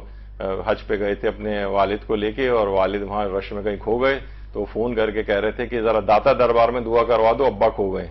یعنی خانہ کعبہ میں موجود ہو یہاں دعا کرو، تم داتا دربار میں دعا کروا رہے ہو. تو صلوات کو چھوڑ کر عملیات کی تلاش، کوئی اور عمل یعنی اتنا زبردست آپ کے پاس موجود ہے عمل، لیکن آپ کہہ رہے نہیں فلاں جناب کوئی اور عمل ہمیں جو ہے بتائیے ذرا پیچیدہ قسم کا. تو یہ ایسی چیز ہے. تو آغا بہجت فرماتے تھے کہ ایسے ہی جیسے آپ نا حوض اور تالاب وغیرہ تلاش کر رہے ہو جبکہ دریا موجود ہو. اچھا، اگر کسی کو قرآن پڑھنا نہیں آتا ہو، ان کے متعلق بھی آیت اللہ بہجت سے پوچھا گیا کہ بہت سے ہمارے بزرگ ایسے ہیں جنہیں قرآن پڑھنا نہیں آتا ہے. تو فرماتے تھے کہ اگر کسی کو قرآن پڑھنا نہیں آتا ہے تو وہ کم سے کم پھر یہ کرے کہ کثرت کے ساتھ صلوات پڑھا کرے. ویسے تو پہلی کوشش تو یہی ہونی چاہیے کہ اس کو قرآن پڑھنا آنا چاہیے. کتنی شرمندگی کی بات ہے کہ ایک آدمی بوڑھا ہو کے دنیا سے جا رہا ہے اور اسے قرآن پڑھنا نہیں آتا ہے. تو قرآن پڑھنا صحیح سیکھنا چاہیے. کتنے بزرگ میری نگاہ میں ایسے ہیں کہ جنہوں نے مرنے سے پہلے کافی عمر ہو جانے کے باوجود بھی قرآن پڑھنا سیکھا باقاعدہ عالم کے ذریعے کسی مولانا سے. تو بہرحال کبھی بھی شرمانا نہیں چاہیے. کسی کو نہیں پڑھنا آئے تو اس کو قرآن پڑھنا سیکھنا چاہیے. لیکن بالفرض اگر نہیں آ رہا ہے اسے پڑھنا قرآن پڑھنا تو کم سے کم وہ کثرت کے ساتھ صلوات پڑھا کرے. آغا بہجت فرماتے تھے. اسی طریقے سے اگر کوئی شخص تلاوت قرآن میں دلچسپی کسی کی نہ جو ہے وہ پیدا نہ ہو رہی ہو تو اس کے متعلق بھی جب ان سے پوچھا گیا کہ بہت سے جوان ایسے ہیں جو تلاوت قرآن میں دلچسپی پیدا نہیں ہوتی. حالانکہ اگر دلچسپی پیدا ہو جائے اور دلچسپی کے بعد قرآن کی تلاوت کرنے لگے، امام فرماتے ہیں کہ اس حالت میں کہ وہ جوان اور با ایمان ہو تو قرآن اس کے خون اور گوشت کے ساتھ مخلوط ہو جاتا ہے. تو یہ نوجوانوں کو چاہیے خاص طور پر، کیونکہ بہترین امام خمینی بھی بڑی تاکید کرتے تھے جوانوں کو کہ بوڑھے ہونے کا انتظار مت کرو. یہ جتنی بھی عبادتوں کو انجام دینے کا واقعتاً صحیح وقت ہے جوانی کے عالم میں، جب تمہیں یعنی نہ تم صحیح سے سجدہ کرنے کی تم میں ہوگی، پھر کرسیوں پہ کرو گے، بیٹھے ہوئے کرو گے، لیٹے ہوئے حالت میں کرو گے، نمازیں تم ٹھیک سے نہیں پڑھ سکتے ہو، اپنی واجب نمازوں کا ایک مسئلہ اس کے اندر پیدا ہو جائے گا، یا ناقص نمازیں پڑھو گے. تو یہ صحیح ترین عمر ہے تمہارے لیے. یہ نہیں کہ عام طور پہ ہوتا ہے کہ جوان ہے ٹھیک ہے جب بزرگ ہوں گے تو عبادت دیکھی جائے گی. اصل عبادت کا ٹائم جوانی کے دور میں ہے. بڑھاپے میں تو انسان معذور ہو جاتا ہے اور ان عبادات کے انجام دہی اس سے نہیں ہو پاتی. تو بہرحال وہ فرماتے تھے کہ قرآن کی اگر تلاوت میں اس کی دلچسپی نہیں ہو رہی ہے کسی کی تو وہ کثرت سے صلوات پڑھنا شروع کرے. کثرت سے صلوات پڑھنے سے کیا ہوگا؟ کیونکہ قرآن اور اہل بیت کا چولی دامن کا ساتھ ہے. پیغمبر نے فرمایا 2 برابر وزن کی چیزیں چھوڑ کر جا رہا ہوں، یہ کوئی بھی ایک دوسرے کے بغیر نہیں رہ پاتے. یعنی اگر وہ شخص کثرت سے صلوات پڑھنا شروع کرے گا تو اہل بیت سے ارتباط پیدا ہوگا تو قرآن خود بخود کھنچ کے اس کی طرف آ جائے گا اور وہ تلاوت قرآن بھی کرنے لگے گا. تو اگر کوئی شخص رغبت نہیں رکھتا ہے تلاوت قرآن میں، عام طور پر بچوں جوانوں میں دیکھا جاتا ہے، تو ان کو کہا جائے کہ روزانہ کم سے کم تم ایک تسبیح ضرور کم سے کم صلوات کی پڑھو، تو خود بخود اس کی رغبت قرآن کی طرف ہونے لگے گی. جب بھی امام کو نہیں آتا ان کی اس میں زیارت میں السلام علیکہ یا شریک القرآن، قرآن کے شریک، یعنی یہ شراکت پیدا ہو جاتی ہے. قرآن اور اہل بیت کا چولی دامن کا ساتھ ہے، ایک دوسرے کے بغیر رہ نہیں پاتا ہے، تو دوسرا کھنچ کر خود بخود اس کے پاس آ جائے گا. تو بہرحال قرآن کے اندر جو یہ نورانیت ہے، یہ سب چیزیں، یہ اگر رغبت نہیں پیدا ہو رہی، کثرت سے صلوات بھیجیں تو یہ زبردست اس کے اندر رغبت بھی پیدا ہونے لگی اور قرآن کی جو نورانیت ہے وہ بھی اس کے اندر آئے گی. آغا بہجت سے یہ بھی پوچھا گیا کہ سگریٹ، اور ایک جوان آیا کہنے لگا میں سگریٹ اور نشہ آور چیزوں کے استعمال کا عادی ہوں، میں اس کو چھٹکارا کے لیے کیا کروں، مجھے شک اور وسواس بھی بہت ہوتے ہیں. تو اس کے متعلق بھی انہوں نے کہا کہ یہ سگریٹ اور نشہ آور جو بھی چیزیں ہیں، کسی کو پان کی عادت ہے، کسی کو کسی طرح کی عادت ہے، تو وہ فرماتے ہیں کہ تم کثرت کے ساتھ درود پڑھنا شروع کرو. اور فرماتے تھے کہ اس کے اندر درود کے اندر صلاحیت اس بات کی، اس میں ایسے اثرات ہیں کہ عشق اہل بیت پیدا کرتا ہے، اور جب یہ عشق آ جاتا ہے تو یہ تمام تلذذ مادیات، جو یہ مادی لذتیں ہی تو ہیں، سگریٹ، پان اور یہ ان چیزوں نشوں کے عادی ہونا، یہ خود بخود تمہارے جو ہے اندر سے یہ چیزیں، مادی چیزیں نکل جائیں گی، ان کی تلذذ نکل جائے گا، کیونکہ عشق اہل بیت پیدا ہوتا ہے کثرت صلوات سے، جو خود بخود اس بات کا سبب بنتا ہے کہ آپ کے اندر سے مادی لذتیں نکل جائیں. تو یہ صلوات کے اندر بڑی خصوصیت ہے. آیت اللہ، کیونکہ میں نے کہا تھا نا کہ آیت اللہ بہجت نے صلوات کے متعلق کافی باتیں ارشاد فرمائی ہیں. ان سے پوچھا گیا کہ تفریج امور معنویہ اور مادیہ، یعنی جو مشکلات ہوتی ہیں مادی امور میں، ہمارے ہم عام ڈے ٹو ڈے لائف کے اندر، معنوی جو زندگی ہے اس کے اندر ہم اطاعت میں آگے نہیں بڑھتے، گناہ ہم سے ہو جاتے ہیں، اس میں کون سا ایسا عمل انجام دیں کہ جو کہ ہمیں بہت زیادہ فائدہ پہنچانے والا ہو، کہ ہم بہت جلدی ان مادی مشکلات اور معنوی مشکلات سے نکل جائیں. تو انہوں نے فرمایا کہ اعتقاد کامل کے ساتھ، کثرت کے ساتھ محمد و آل محمد پر صلوات بھیجا کرو. اللہم صلی علی محمد و آل محمد.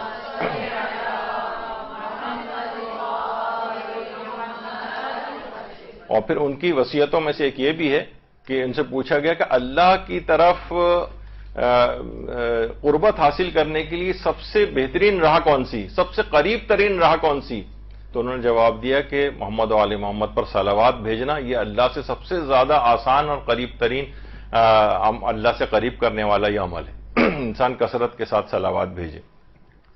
پھر انہوں نے یہ بھی بات کہی کہ ان سے پوچھا گیا کہ مجھے غصہ بہت آتا ہے تو کیا کروں؟ آیت اللہ بہجت نے فرمایا کامل عقیدے کے ساتھ زیادہ سے زیادہ درود پڑھا کرو، غصہ بھی تمہارا کم ہو جائے گا. تو یعنی آپ نے دیکھا ہر چیز کے اندر درود کے ایسے ایسے فضائل اور چیزیں، ہماری ڈے ٹو ڈے جو لائف ہے اس کے اندر کتنی بھی ہماری مشکلات، پریشانیاں، ہماری عادتیں، ہمارے برے اعمال اور افکار، ان سب کا دفعہ درود کے ذریعے ممکن ہے. اور فرماتے تھے کہ مختصر ترین دعا جو کہ تاثیرات کبیرہ رکھتی ہے، بہت بڑی تاثیر رکھتی ہے، وہ ہے محمد و آل محمد پر صلوات بھیجنا. کہ اللہم صلی علی محمد و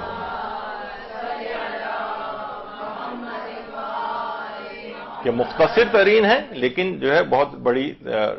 تاثیرات رکھتی. تو اور فرماتے تھے یہ بھی کہ خواہ ایک دفعہ ہی کیوں نہ صحیح، میتوں کے لیے، مرحومین کے لیے ایک صرف صلوات بھی اگر پڑھ کر ان کو ہدیہ کر دی جائے تو نامعلوم کس قدر یہ معنویت رکھتی ہے، اللہ ہی بہتر جانتا ہے کہ اس کو وہ صرف ایک صلوات کیا فائدہ پہنچائے گی مرحوم کو، ان کے لیے الگ. اسی طریقے سے مثلا آیت اللہ بہجت فرماتے تھے ایک مداح جو کہ درود میں نے محمد و آل محمد کے جو کلام وغیرہ پڑھتے ہیں، وہ خوشحال شخص تھا، امام کی خدمت، امام زمانہ کی خدمت میں پہنچا تو امام زمانہ نے اس سے فرمایا کہ محمد و آل محمد پر صلوات کے بعد وَعَجِّلْ فَرَجَهُمْ کہا کرو. آیت اللہ بہجت نے فرمائی یہ بات کہ اس طرح سے، یعنی خدایا امام کے ظہور میں جلدی فرما، لیکن وہ فرماتے ہیں کہ اس میں سنجیدگی کے آثار ہونا چاہیے. یعنی ایسا نہ ہو کہ بس وَعَجِّلْ فَرَجَهُمْ ایسی زبانی طور پر ہم نے ایک جملہ رٹ لیا ہے اور بس اس کو پڑھے چلے جا رہے ہیں، نہیں، سوچ سمجھ کے اور اس کے آثار بھی ہونے چاہیے اس کے اندر. تو بہت سی روایات میں یہ بھی ہے کہ جو موسم کے جو پھول ہوتے ہیں ان کو سونگتے وقت، اور اس میں روایات میں تو پھول کا تذکرہ آیا ہے کہ عام طور پر اگر کبھی بھی آپ کوئی پھول سونگیں تو پھول کو سونگتے وقت چھٹے امام فرماتے ہیں کہ اگر کوئی شخص پھول کو سونگے اور آنکھوں سے اسے چاہیے کہ اسے آنکھوں سے لگائے اور محمد و آل محمد پر درود بھیجے اور ابھی وہ پھول کو زمین پر رکھے گا نہیں کہ اللہ اس کے تمام گناہوں کو بخش دے گا.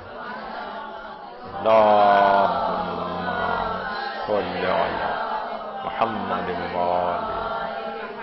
تو جو بھی پھل ہیں پھول ہیں ان کو جب بھی آپ کھانے لگیں یا ان کو سونگھنے لگیں تو آنکھوں سے بھی اس کو لگائیں. امام نے فرمایا کہ بہرحال یہ جو پھل ہیں یہ جنت سے آئے ہیں، یعنی اس طرح کے بھی الفاظ آئے ہیں روایات کے اندر، اور یا یہ ان کی شبیہ ہیں بہرحال. تو ابھی وہ زمین پہ رکھ بھی نہیں پائے گا اس پھول کو کہ اللہ اس کے تمام گناہوں کو بخش دے گا اگر اس نے صلوات پڑھی پھول کو سونگتے وقت. اچھا، کچھ چیزیں دیکھیے ایسی ہیں کہ ایک تو ہے، ہم نے اس سے پہلے بھی کہا تھا کہ انسانوں کے اوپر بھی درود پڑھا جاتا ہے. جیسے حضرت امیر فرماتے ہیں جب بندہ سبحان اللہ کہتا ہے تو اس پر ہر فرشتہ درود بھیجتا ہے.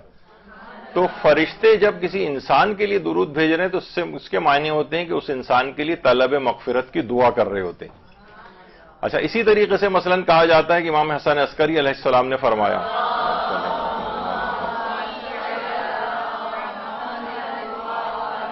کہ جو شخص ایسی جگہ بیٹھنے پر راضی ہو گیا جو اس کے مقام و شرف سے کمتر تھی، تو جب تک وہ اس جگہ بیٹھا رہے گا اللہ اور اس کے ملائکہ اس پر درود بھیجتے رہیں گے. یعنی اس کے اوپر درود، یعنی اللہ اپنی رحمتیں نازل کرتا رہے گا، اس کی بخشش کرتا رہے گا، یہ سب کچھ ہوگا. اپنی کمتر ورنہ تو لوگ کیا کرتے ہیں، دوسروں کے سروں پر سے پھلانگتے ہوئے سب سے آگے جا کے پہنچ کے زبردستی جگہ کر کے بیٹھ جاتے ہیں. بلکہ میں نے ایک دفعہ شاید بتایا بھی تھا، آیت اللہ جوادی عاملی فرماتے ہیں کہ حج کے لیے جب وہ تشریف لے گئے تو صف بن رہی تھی. کہہ رہے ہیں ایک شخص اس طرح سے آیا، صف پوری، آپ کو پتہ ہے وہاں تو بہت زیادہ رش ہوتا ہے، لیکن اس طرح سے آیا کہ پوری صف کو اس نے جو ہے نا تھوڑا درم بھرم کر دیا اور ایسی جگہ بنائی کہ بیچارہ جو کھڑا ہوا ہے پہلے سے شخص تھا وہ نکل کے باہر کھڑا ہو گیا، اور نماز بھی اس نے نہیں پڑھی. کہا کہ خدا ہی جانتا ہے کہ اس اکیلے شخص کی فرادہ کتنی زبردست ثواب ملا ہوگا، اور یہ جس نے زبردستی اپنے یہاں پر جگہ بنائی تھی یہ کس قدر خسارے میں ہوگا. تو بہرحال اس طرح سے کرنا، لوگوں کو تکلیف اور اذیت پہنچاتے ہوئے گردنوں پہ پاؤں رکھتے ہوئے ان کے جو ہے وہ جگہ اپنی بنانا، تو اپنے سے کمتر جگہ بھی کہیں آپ کو پیچھے کہیں کونے خدرے میں بھی جگہ مل رہی ہو تو وہاں پہ تو اللہ اور اس کے ملائکہ اس پر درود بھیجتے رہتے ہیں. تو یہ اس طرح کی چیز ہے. اسی طریقے سے رسول اکرم صلی اللہ علیہ وآلہ وسلم فرماتے ہیں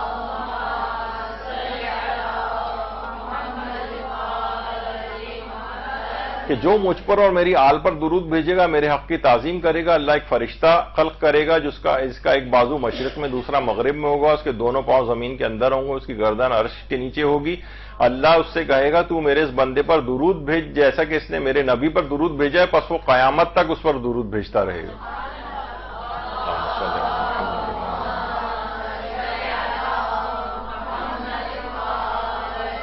یعنی ابھی جو آپ یہ درود بھیج رہی ہیں تو اس پر آپ فرشتے آپ پر درود بھیج رہے ہوں گے اس کے جواب میں. تو بہرحال یہ اس انداز سے. اور پیغمبر یہ بھی فرماتے ہیں جس نے میرے اوپر صلوات کو لکھا ہے جب تک وہ کتاب باقی رہے گی ملائکہ اس پر صلوات بھیجتے رہیں گے.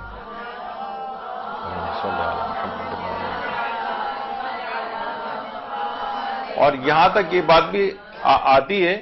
کہ میں نے اس سے پہلے بھی ذکر کیا تھا، سعاد لکھ دینا، فقط سلام لکھ دینا، سعاد لام عین میم. ابھی آگے چل کر اس کا تذکرہ آئے گا بہرحال کہ جس نے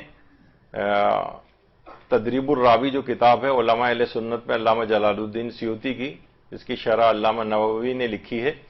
اس میں انہوں نے اس بات کو لکھا ہے کہ سب سے پہلا وہ شخص کہ جس نے یہ سعاد اور یہ شارٹ فارم ایجاد کی تھی سلام، اس کے ہاتھ کاٹ دیے گئے تھے. اور یہ کہا گیا تھا کہ جب اور ہاتھ کیوں کاٹے تھے،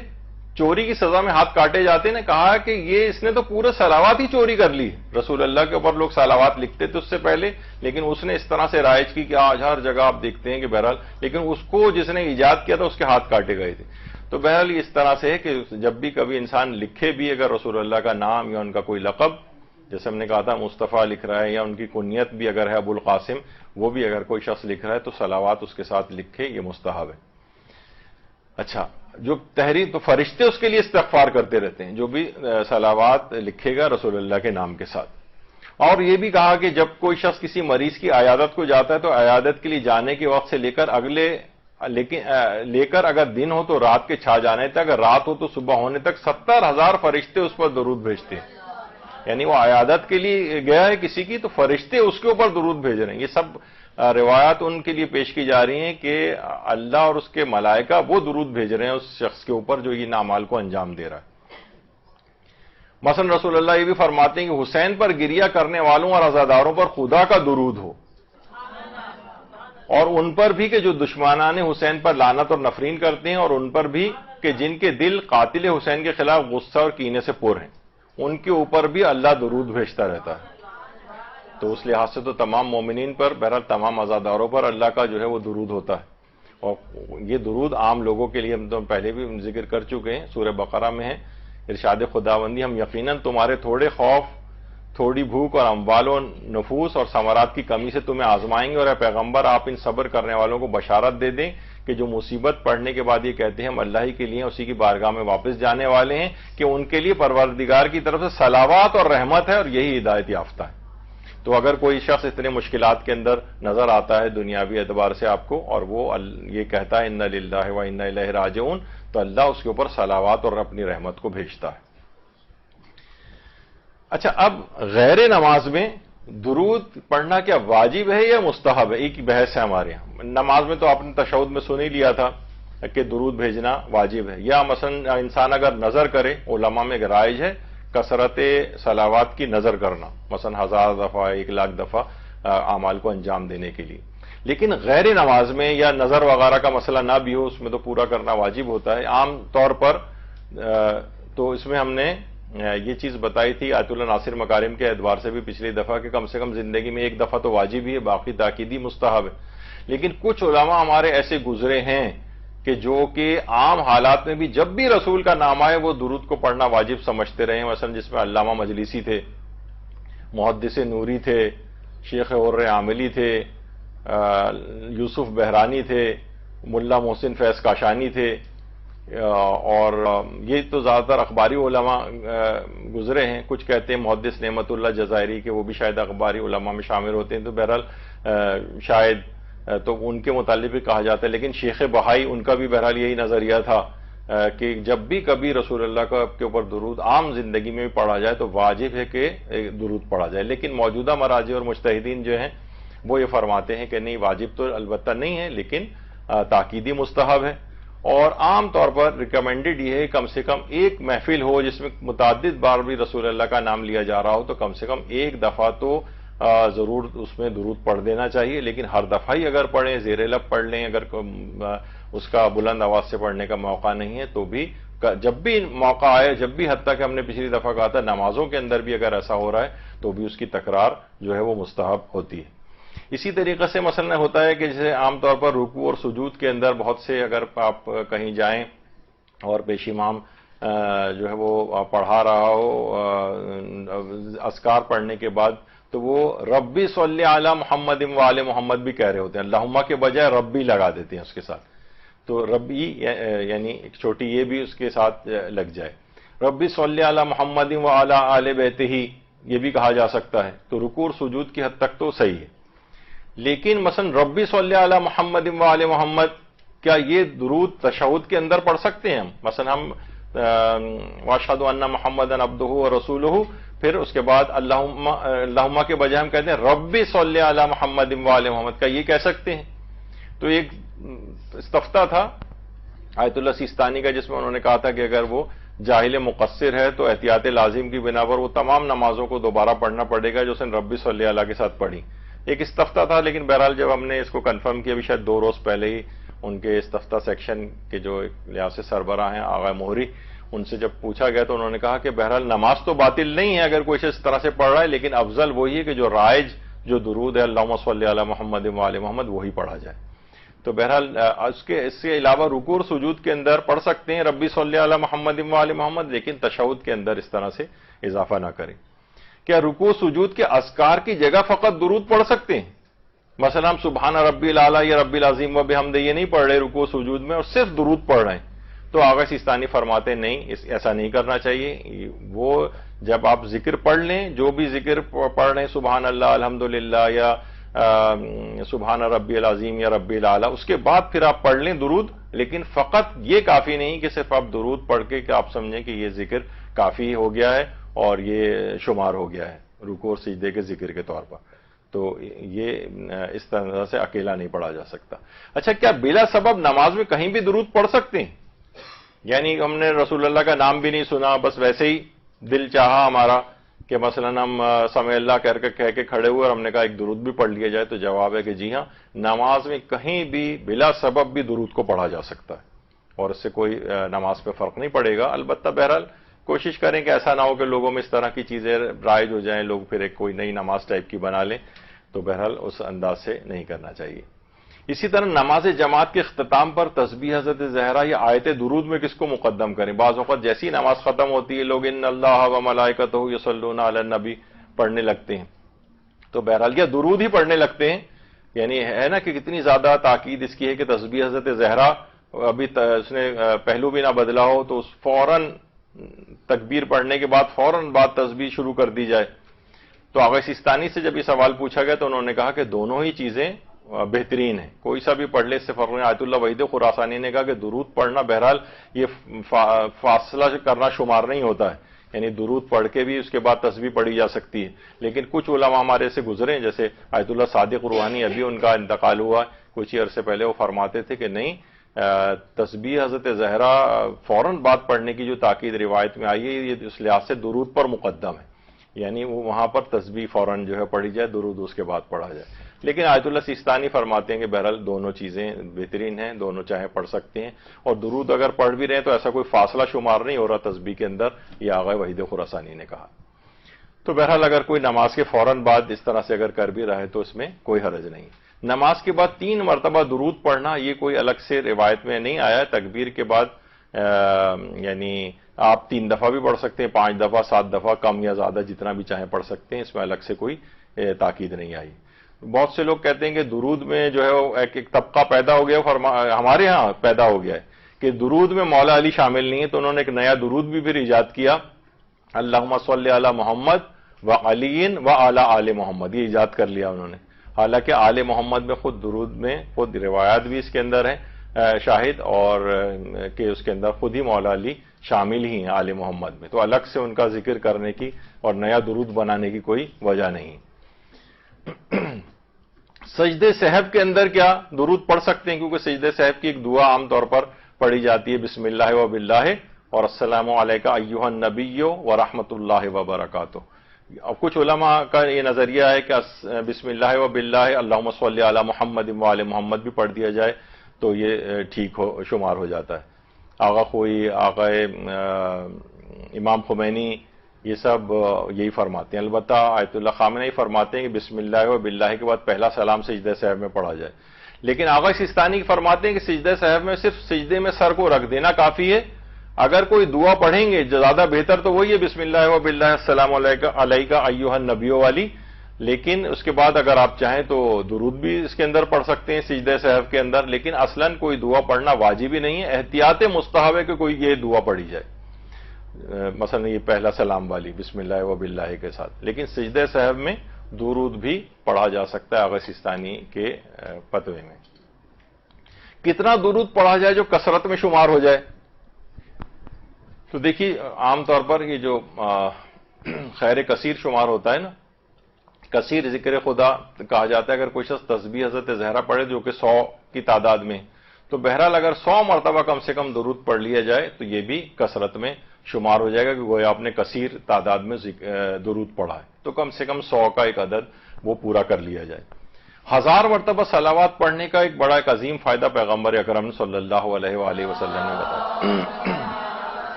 کہ جو شخص بھی 1000 مرتبہ درود پڑھے گا اللہ اس کو دنیا اور آخرت میں ثابت قدم رکھے گا. یعنی دنیا میں کے امور میں بھی ثابت قدم ہوگا، وہ آخرت کے امور میں بھی ثابت قدم ہوگا، اور جب وہ قیامت کے روز آئے گا تو پولے صراط پہ اس قدر نور ہوگا جس کی روشنی 500 سال کی مسافت سے نظر آئے گی، 500 سال کی مسافت سے. اور اس کے اوپر سے سوال و جواب کی سختی جو ہے وہ دور ہو جائے گی، اور عذاب جہنم کو اس پر حرام کر دیا جائے گا. جو روزانہ 1000 مرتبہ صلوات پڑھے گا، اتنا زبردست فائدہ پیغمبر اکرم نے اس کو بتایا ہے، تو اس کو کوشش کر کے ڈیوائڈ کر کے اپنی زندگی میں کہ کس طرح سے اب اگر آپ پڑھنا شروع کریں گے تو اب خود حیران ہوں گے کہ منٹوں کا جو ہے کام ہو جاتا ہے یہ اس طرح سے پڑھنا۔ اچھا، کیا درود کو فقط حاجات کے وقت پڑھنا چاہیے؟ تو یہ بھی روایت میں آیا ہے، پیغمبر نے فرمایا کہ مجھ کو پانی کے اس کاسے کی طرح جو سواری کے پیچھے رکھ دیا جاتا ہے، جب ضرورت ہو تو نکال کے استعمال کر لیا جائے پھر چھوڑ دیا جاتا ہے، اسے اس طرح سے نہ رکھو، یعنی چاہے ہمیں کوئی حاجت ہو یا نہ ہو پیغمبر کے اوپر کثرت سے صلوات بھیجتے رہیں، یہ نہیں کہ جب ضرورت پیش آئی تو اس وقت ہم کرنے لگیں، ویسے ہم اس کی طرف سے ایک بے التفاتی کا جو ہے وہ مظاہرہ کریں۔ اور درود پڑھتے وقت کوشش کریں کہ عمل آپ کا درود کے مخالف نہ ہو۔ آیت اللہ جواد ملکی تبریزی یہ فرماتے تھے کہ یہ اس طرح سے نہیں ہونا چاہیے کہ یعنی زبان سے تو آپ ان کے لیے دعائیں بھیج رہے ہوں، اللہ سے دعائیں کر رہے ہوں ان کے ان پر رحمتیں نازل کر،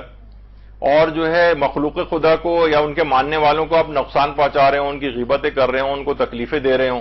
مثلا ساس ہے وہ بہو کو پریشان کر رہی ہے، بہو ساس کو پریشان کر رہی ہے، نند بھاوج کو کر رہی ہے، بھاوج نند کو کر رہی ہے، مرد جو ہے دوسرے لوگوں کو پریشان کر رہے ہیں مومنین کو، وہ فرماتے ہیں یہ تو اس کی روح کے خلاف ہے،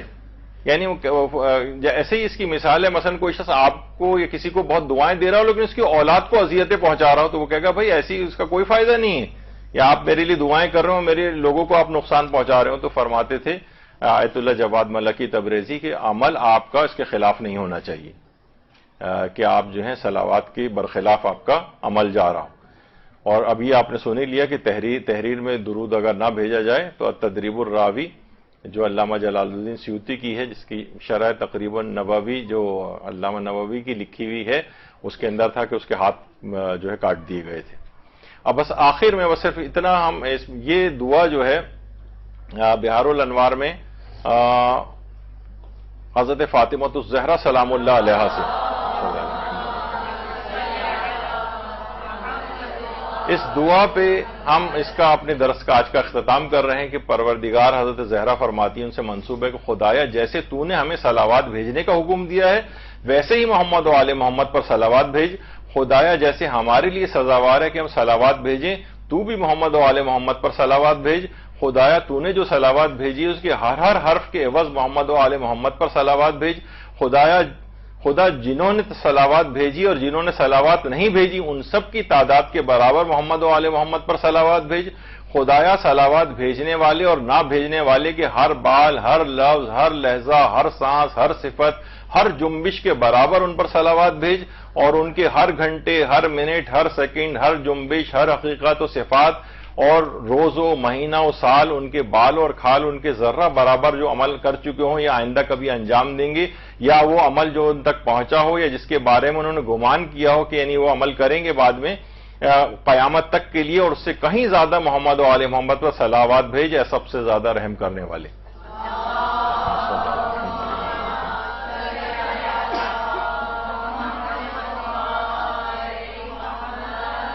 تو ان دعائیہ کلمات جو حضرت زہرا سے منسوب ہیں اسی پر آج ہم اپنے صلوات کے چوتھے نشست کا اختتام کر رہے ہیں۔ اس کے بعد بھی مطالب تو اتنے زیادہ ہیں، ظاہر ہے پچھلی دفعہ بھی جب میں اتر کے نیچے گیا تو ایک عالم نیچے بیٹھے ہوئے تھے تو عالم بعمل وہ عذرائے تفنن کہنے لگے کہ کب آخر یہ درود کے درس آپ کے ختم ہوں گے؟ تو میں نے کہا کہ اللہ اور ملائکہ تو نہ جانے کب سے درود بھیج رہے ہیں محمد و آل محمد پر، ہمارے 3-4 میں ہی آپ چاہتے ہیں کہ ختم ہو جائیں۔ تو بہرحال یہ ہے کہ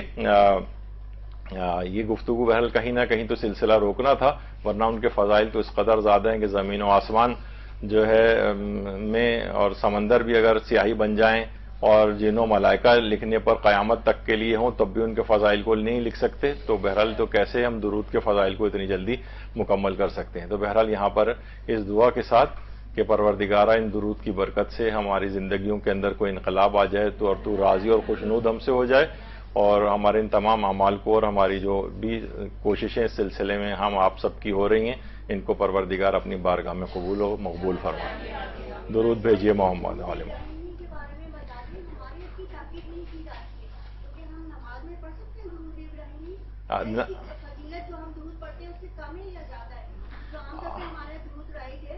جی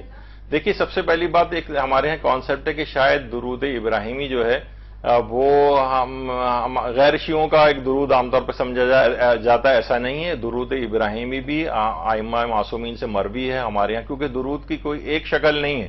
ابھی تو میں نے آج بیان نہیں کیا، درود توسی ہے، اس کے کچھ مخصوص الفاظ ہیں. درود زراب اصفہانی ہے، اور بہت سارے اور درود فاطمیہ تو آپ نے پچھلی دفعہ سنا، پھر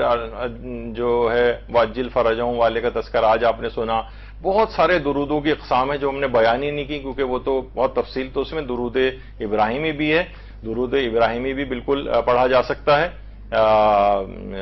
عام حالات میں. البتہ نمازوں کے اندر وہی آپ جو آغا سیستانی نے فرمایا کہ افضل اور اکمل جو سب سے بہترین درود وہی ہے، بس اسی کے اوپر اکتفا کریں. بعد میں عمومی زندگی کے اندر چاہیں تو درود ابراہیمی بھی پڑھیں آپ، کیونکہ اس میں اللہم صلی علی محمد و آل محمد، اس کے بعد پھر حضرت ابراہیم اور دیگر اور جو لمبا چوڑا جو درود ہے اس کے بعد آتا ہے. تو وہ پہلا والا جو درود ہم پڑھتے ہیں وہ تو خود بخود اس کے اندر آ ہی چکا ہوتا ہے. تو بہرحال اس میں بھی کوئی حرج نہیں، پڑھا جا سکتا ہے. بہرحال درود بھیجیے محمد و آل محمد.